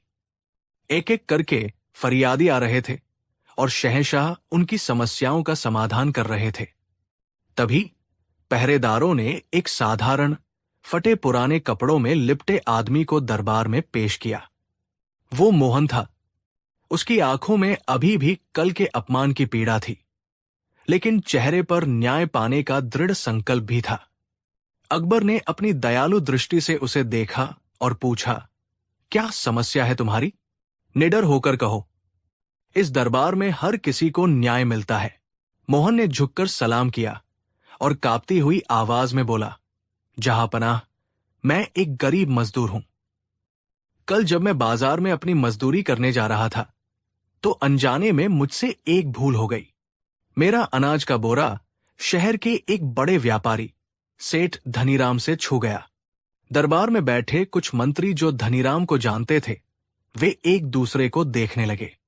मोहन ने आगे कहा, मैंने उनसे हाथ जोड़कर माफी मांगी, जहांपनाह, लेकिन उन्होंने मेरी एक न सुनी और सैकड़ों लोगों के सामने मुझे एक जोरदार थप्पड़ मार दिया। अन्नदाता, मुझे शारीरिक चोट का दुख नहीं है, पर भरे बाजार में जो मेरा मान सम्मान मिट्टी में मिला है, उसकी पीड़ा मुझसे सही नहीं जा रही। मैं आपसे न्याय की भीख मांगने आया हूं। अकबर की भ्रिकुटी तन गई। उन्हें अपनी प्रजा के सम्मान की बहुत चिंता थी। उन्होंने तुरंत आदेश दिया, सेठ धनीराम को इसी वक्त दरबार में पेश किया जाए। कुछ ही देर में सिपाही धनीराम को लेकर दरबार में हाजिर हुए। धनीराम ने कीमती वस्त्र पहने थे और उसके चेहरे पर कोई शिकन नहीं थी। उसे लगा कि एक मामूली मजदूर की शिकायत से उसका कुछ नहीं बिगड़ेगा। अकबर ने कठोर स्वर में पूछा, धनीराम, क्या इस मजदूर का आरोप सत्य है? क्या तुमने इसे भरे बाजार में थप्पड़ मारा? धनीराम ने बड़ी बेशर्मी से सिर हिलाया। जी जहांपनाह, मैंने ही इसे मारा था। इसने मेरा कीमती लिबास अपनी गंदी बोरी से खराब कर दिया था और ऊपर से जबान चला रहा था। मैंने तो बस इसे इसकी औकात याद दिलाई। ये सुनकर अकबर का चेहरा क्रोध से लाल हो गया। औकात? इस दरबार में हर इंसान की औकात बराबर है। धनीराम, तुमने कानून अपने हाथ में लेने की जुर्रत कैसे की? धनीराम को अब खतरे का एहसास हुआ। वो तुरंत घुटनों के बल बैठ गया और गिड़गिड़ाने लगा। शहंशाह, मुझसे गलती हो गई। मैं आवेश में आ गया था। आप जो सजा देंगे मुझे मंजूर होगी। आप कहें तो मैं इस मजदूर को हर्जाने के तौर पर 10 सोने की मोहरें दे देता हूं। दरबार में बैठे कई मंत्री इस प्रस्ताव से सहमत दिखे। उन्हें लगा कि एक थप्पड़ के लिए 10 सोने की मोहरें बहुत ज्यादा थी। एक थप्पड़ की और कीमत ही क्या हो सकती है? लेकिन अकबर संतुष्ट नहीं थे। उन्हें यह न्याय बहुत सतही लग रहा था। उन्होंने अपनी उलझन भरी नजरों से अपने सबसे भरोसेमंद सलाहकार बीरबल की ओर देखा। बीरबल, तुम्हारी क्या राय है? क्या 10 सोने की मोहरें इस अपमान की सही कीमत है? सारा दरबार अब बीरबल की ओर देख रहा था। बीरबल अपनी जगह से उठे। उन्होंने शहंशाह को सलाम किया और फिर मोहन और धनीराम को गौर से देखा। उनकी आंखों में एक अजीब सी चमक थी। उन्होंने शांत लेकिन दृढ़ आवाज में कहा, जहांपनाह, न्याय सिर्फ हर्जाना देने का नाम नहीं है। न्याय का अर्थ है पीड़ित को यह महसूस कराना कि उसके साथ जो हुआ वो गलत था और अपराधी को यह महसूस कराना कि उसने जो किया उसकी असली कीमत क्या है। बीरबल ने आगे कहा, एक थप्पड़ की कीमत सिर्फ 10 मोहरें नहीं हो सकती। अन्नदाता, थप्पड़ मारने वाले हाथ और थप्पड़ खाने वाले गाल के हिसाब से कीमत बदल जाती है। एक पिता का थप्पड़ आशीर्वाद होता है, एक दोस्त का थप्पड़ मजाक होता है, लेकिन एक अमीर का एक गरीब के आत्मसम्मान पर मारा गया थप्पड़ एक अपराध होता है। इसकी कीमत इतनी साधारण नहीं हो सकती। दरबार में सन्नाटा छा गया। बीरबल की बातों ने सबको सोचने पर मजबूर कर दिया था। अकबर ने उत्सुकता से पूछा, तो फिर सही कीमत क्या है? बीरबल, तुम ही बताओ। बीरबल ने एक पल सोचा और फिर मुस्कुराए। जहांपनाह, इस थप्पड़ की सही कीमत तय करने के लिए मुझे थोड़ा समय और एक खास इंतजाम की जरूरत होगी। क्या आप मुझे कल तक का समय देंगे? फैसला कल होगा और दरबार में नहीं, बल्कि उसी बाजार में होगा जहां ये अपमान हुआ था। अकबर बीरबल की योजना समझ नहीं पाए, लेकिन उन्हें बीरबल की बुद्धिमानी पर पूरा भरोसा था। उन्होंने सहमति में सिर हिला दिया। ठीक है बीरबल, जैसा तुम चाहो। कल हम सब उसी बाजार में मिलेंगे और देखेंगे कि तुम एक थप्पड़ की क्या कीमत लगाते हो। धनीराम हैरान था और मोहन की आंखों में उम्मीद की एक नई किरण जाग उठी थी। उसे भरोसा था कि बीरबल जो भी करेंगे वो सच्चा न्याय होगा। अगली सुबह आगरा का वही बाजार किसी छावनी में तब्दील हो गया था। शहंशाह अकबर के आने की खबर सुनकर हजारों लोगों की भीड़ जमा हो गई थी।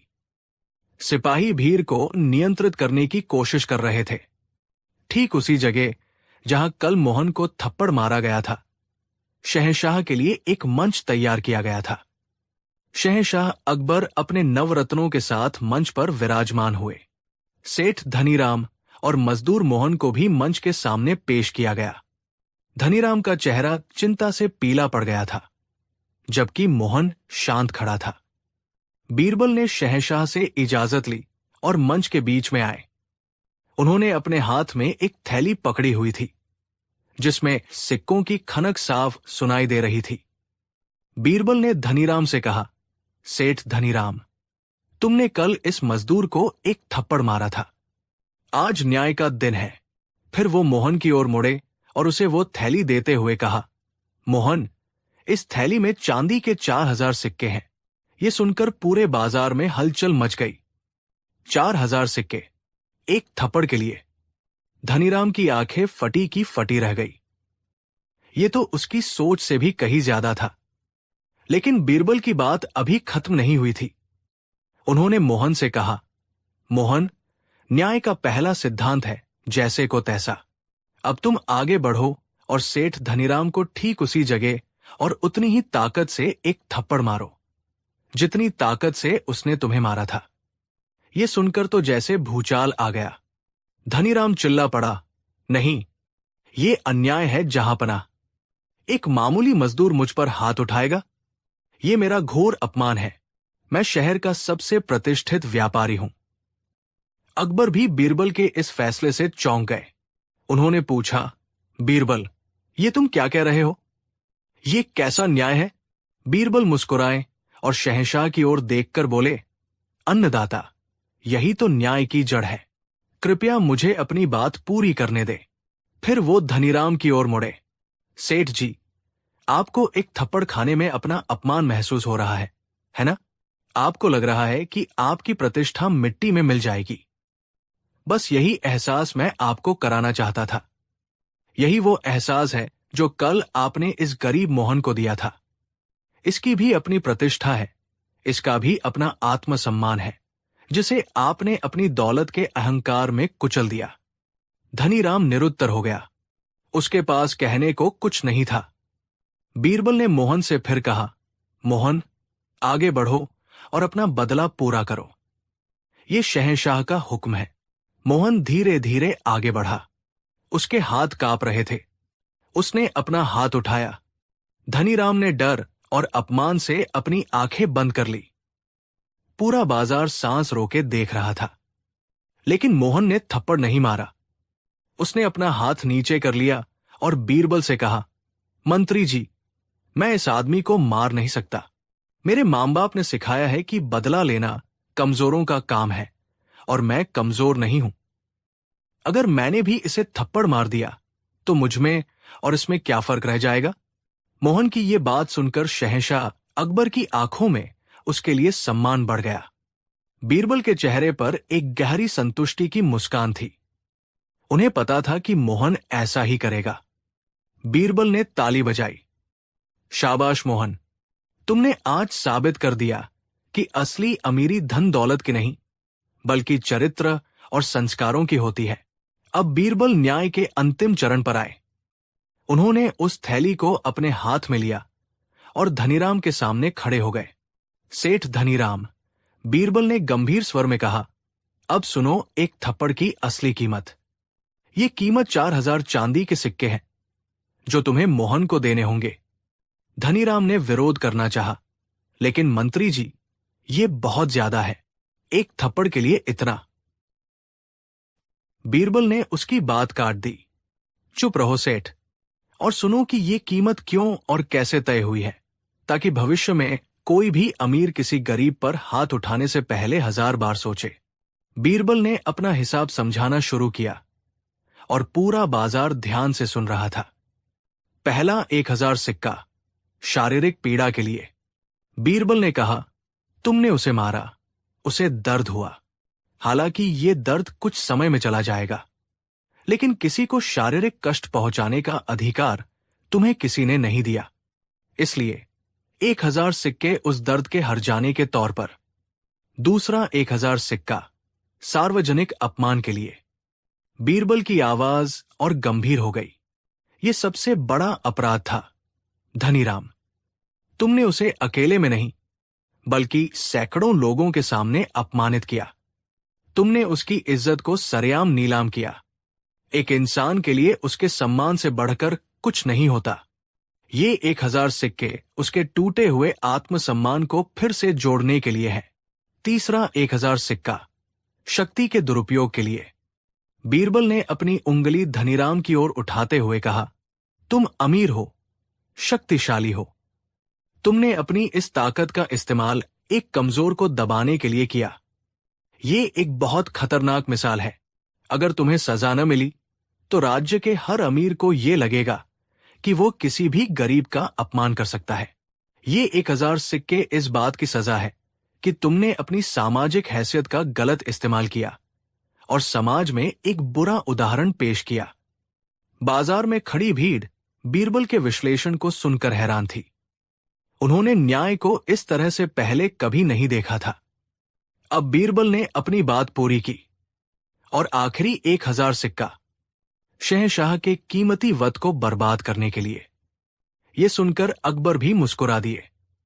बीरबल ने कहा, तुम्हारे अहंकार और मूर्खता की वजह से आज हिंदुस्तान के शहंशाह, उनके पूरे दरबार और इस बाजार के हजारों लोगों का कीमती समय बर्बाद हुआ है।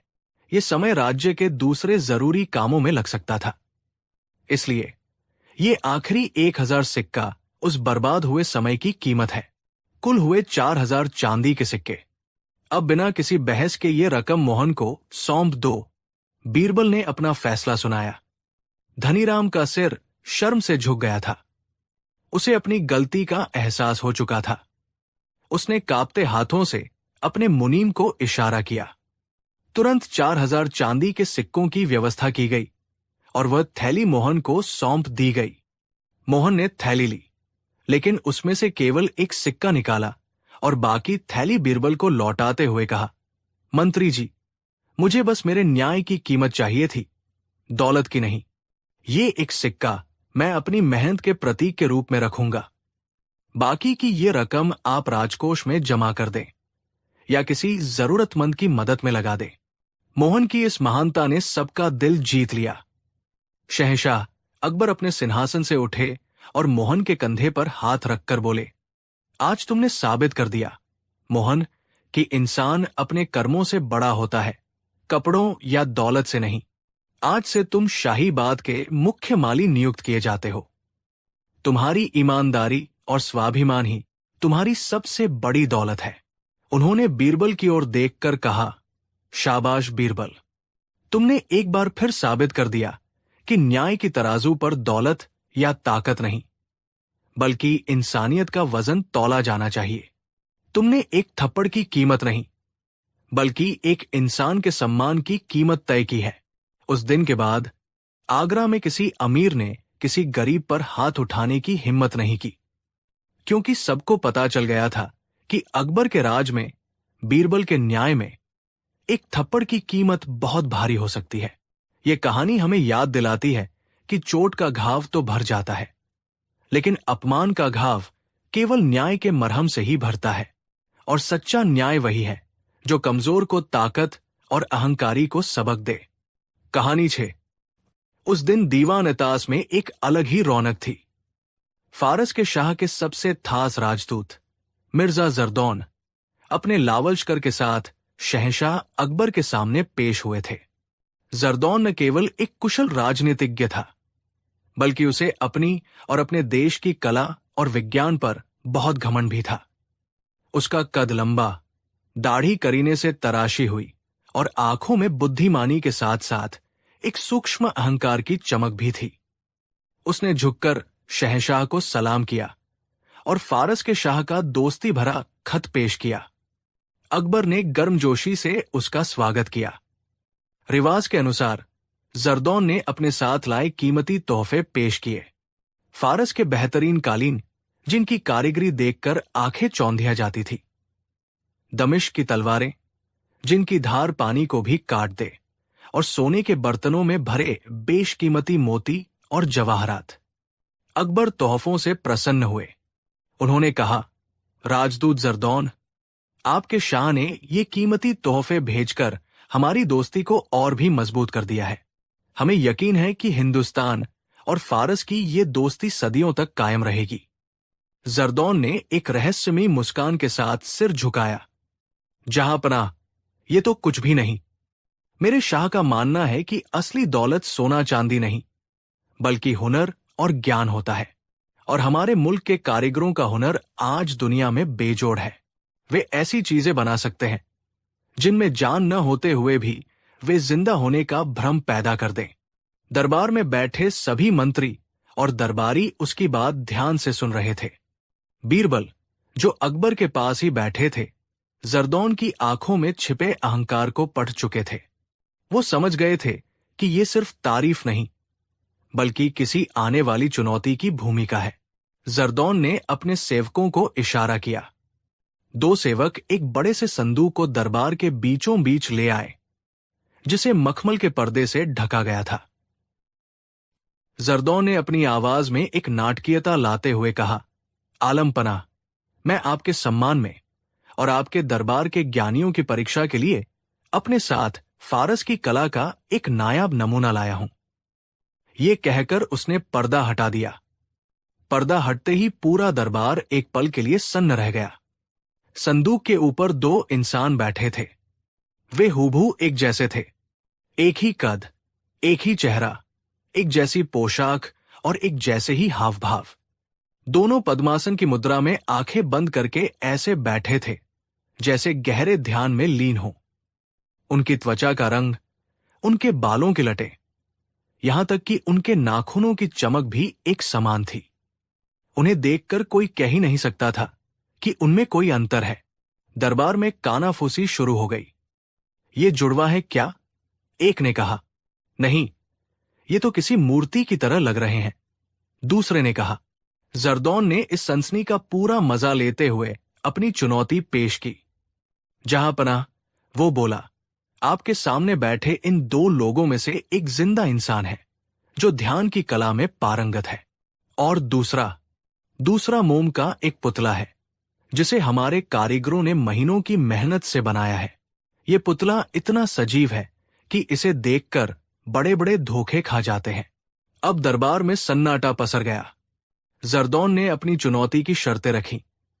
मेरी चुनौती यह है कि आपके दरबारी बिना इन दोनों को छुए और बिना इनसे कोई सवाल किए ये पहचान कर दिखाएं कि इनमें से कौन जिंदा है और कौन बेजान पुतला है। अगर आपका दरबार ये पहेली सुलझा लेता है तो मैं मान जाऊंगा कि हिंदुस्तान का ज्ञान फारस से बढ़कर है, और अगर नहीं तो आपको मानना होगा कि कला और हुनर में फारस का कोई मुकाबला नहीं। ये एक सीधा सीधा मुगल साम्राज्य के सम्मान पर प्रहार था। अकबर का चेहरा गंभीर हो गया। ये सिर्फ एक पहेली नहीं थी, ये 2 सल्तनतों के बीच बुद्धि की जंग थी। हार का मतलब था पूरी दुनिया के सामने शर्मिंदा होना। अकबर ने अपने दरबारियों की ओर देखा। क्या आप में से कोई है जो राजदूत जरदौन की इस चुनौती को स्वीकार करे? एक एक करके अकबर के सबसे काबिल मंत्री आगे आए। वित्त मंत्री टोडरमल ने उन दोनों को बहुत देर तक घूरा, लेकिन उन्हें कोई सुराग नहीं मिला। मुख्य सेनापति मान सिंह ने अपनी पैनी नजरों से उन्हें परखने की कोशिश की, लेकिन वह भी नाकाम रहे। शाही हकीम ने सांसों के उतार चढ़ाव को देखने की कोशिश की, लेकिन वो इंसान इतना सधा हुआ योगी था कि उसकी सांसें लगभग रुकी हुई सी प्रतीत हो रही थी। 1 घंटा बीत गया। दरबार का हर बड़ा ज्ञानी अपनी हार मान चुका था। राजदूत जरदौन के चेहरे पर जीत की मुस्कान चौड़ी होती जा रही थी। उसे लग रहा था कि उसने अकबर के दरबार को उसकी ही जमीन पर मात दे दी है। अकबर की नजरें अब चिंता से भर गई। उनकी सल्तनत की इज्जत दांव पर लगी थी। अंत में उन्होंने अपनी आखिरी उम्मीद की ओर देखा। बीरबल, शहंशाह की आवाज में एक आग्रह था। पूरी सल्तनत की लाज अब तुम्हारे हाथों में है। सारा दरबार अब बीरबल की ओर देख रहा था। राजदूत जरदौन ने भी तिरछी नजरों से बीरबल को देखा, मानो कह रहा हो, देखते हैं तुम क्या कर लेते हो। बीरबल अपनी जगह से उठे। उन्होंने शहंशाह को सलाम किया और फिर उन 2 मूर्तियों जैसे इंसानों के पास जाकर खड़े हो गए। उनकी आंखों में कोई घबराहट नहीं थी, बल्कि एक गहरी सोच और शांति थी। जहांपनाह, मुझे ये चुनौती स्वीकार है, बीरबल ने शांत स्वर में कहा, लेकिन इस पहेली को सुलझाने के लिए मुझे कुछ समय और दरबार के एक मसखरे, विदूषक की जरूरत पड़ेगी। ये सुनकर सब हैरान रह गए। एक मसखरा? इस गंभीर पहेली को सुलझाने में एक मजाक करने वाला क्या मदद करेगा? जरदौन के होठों पर व्यंग्य भरी मुस्कान तैर गई। उसे लगा बीरबल हार के डर से मजाक कर रहे हैं, लेकिन अकबर को बीरबल पर पूरा भरोसा था। उन्होंने तुरंत इजाजत दे दी।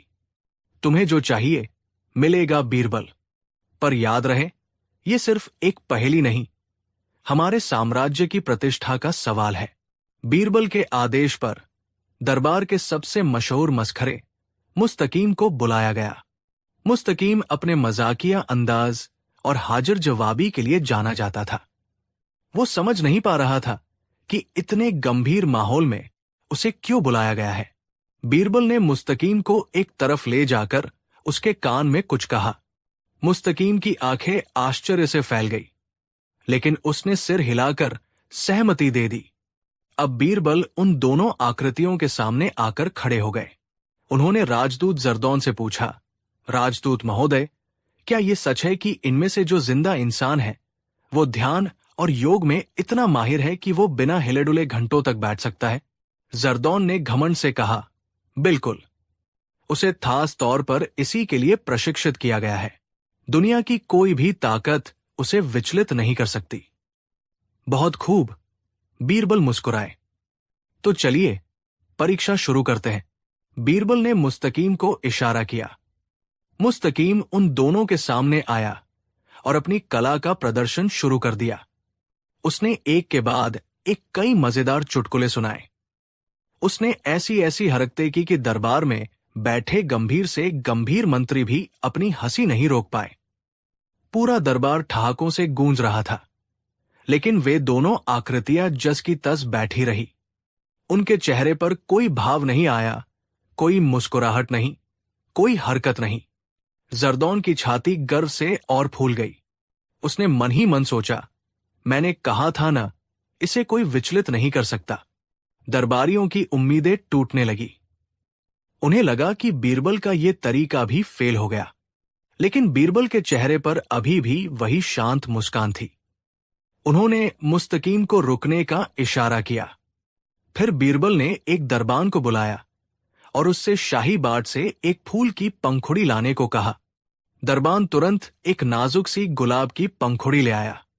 अब बीरबल ने उस पंखुड़ी को अपने हाथ में लिया और पहली आकृति के पास गए। उन्होंने उस पंखुड़ी से उस आकृति की नाक के पास धीरे धीरे गुदगुदी करने की कोशिश की। सबकी सांसें रुकी हुई थी, लेकिन उस आकृति पर कोई असर नहीं हुआ। वो पत्थर की तरह स्थिर रही। अब बीरबल दूसरी आकृति के पास गए। उन्होंने वही प्रक्रिया दोहराई। उन्होंने गुलाब की पंखुड़ी को उसकी नाक के पास ले जाकर धीरे धीरे सहलाना शुरू किया। 1 पल, 2 पल, 3 पल, कोई हरकत नहीं हुई। राजदूत जरदौन अब लगभग हंसने ही वाला था। उसे अपनी जीत साफ नजर आ रही थी। लेकिन तभी जैसे ही बीरबल ने पंखुड़ी को एक छास कोण पर नाक के ठीक नीचे छुआ, उस आकृति का सिर 1 मिलीमीटर के लिए बस एक बहुत ही मामूली सा, लगभग अदृश्य सा पीछे की ओर हटा। ये इतनी सूक्ष्म हरकत थी कि शायद किसी की नजर भी न पड़ती, लेकिन बीरबल की पारखी नजरें इसी 1 पल का इंतजार कर रही थी। बीरबल के चेहरे पर विजयी मुस्कान आ गई। वो सीधे हुए और शहंशाह अकबर की ओर मुड़कर पूरी दृढ़ता से ऐलान किया, जहांपनाह, पहेली सुलझ गई है। ये दूसरी आकृति ही जिंदा इंसान है और पहली वाली मोम का बेजान पुतला है। बीरबल के इस ऐलान के साथ ही दरबार में एक खामोश लहर दौड़ गई। राजदूत जरदौन का चेहरा सफेद पड़ गया। वो विश्वास नहीं कर पा रहा था कि बीरबल ने ये कैसे कर दिखाया। अकबर ने उत्सुकता से पूछा, लेकिन कैसे बीरबल? तुमने ये कैसे जाना? हमें तो कोई अंतर नजर नहीं आया। बीरबल ने झुककर सलाम किया और अपनी बुद्धिमानी का रहस्य खोलना शुरू किया। उनका हर शब्द सोने की तरह कीमती था। जहांपनाह, बीरबल ने समझाना शुरू किया। राजदूत जरदौन ने कहा था कि ये इंसान ध्यान में इतना पारंगत है कि कोई उसे विचलित नहीं कर सकता। उनकी ये बात सच थी। इसीलिए जब मसखरे ने चुटकुले सुनाए तो उस इंसान ने अपने मन पर नियंत्रण रखा और हंसने की इच्छा को रोक लिया। एक प्रशिक्षित योगी के लिए अपनी भावनाओं और मांसपेशियों पर काबू पाना संभव है। उन्होंने आगे कहा, लेकिन जहांपनाह, इंसान चाहे कितना भी बड़ा योगी क्यों न बन जाए, वो अपने शरीर की कुछ सहज और अनैच्छिक क्रियाओं, इनवॉलंटरी रिफ्लेक्सेस पर पूरी तरह से नियंत्रण नहीं पा सकता। ये क्रियाएं हमारे मस्तिष्क का हिस्सा होती है, हमारी इच्छा का नहीं। जब मैंने गुलाब की पंखुड़ी से उसकी नाक के पास गुदगुदी की, तो उसके शरीर ने एक स्वाभाविक प्रतिक्रिया दी। छींक आने या खुजली होने का एहसास एक ऐसी ही अनैच्छिक क्रिया है। उसने अपनी पूरी ताकत से उस छींक को रोका, अपने शरीर को स्थिर रखा, लेकिन उस एहसास से बचने के लिए एक पल के लिए उसका सिर लगभग अदृश्य रूप से पीछे हटा।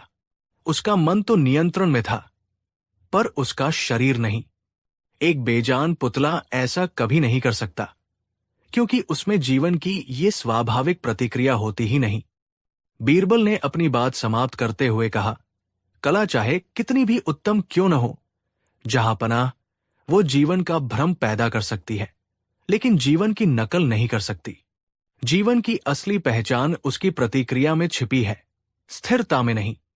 बीरबल का यह विश्लेषण सुनकर पूरा दरबार वाह वाह कर उठा। शहंशाह अकबर गर्व से खड़े हो गए। उन्होंने बीरबल की पीठ थपथपाई। शाबाश बीरबल, तुमने आज सिर्फ एक पहेली नहीं सुलझाई, बल्कि तुमने ज्ञान और विवेक की एक नई परिभाषा गढ़ दी है। तुमने साबित कर दिया कि सबसे बड़ी पहेलियां भी सबसे साधारण सत्यों में छिपी होती है।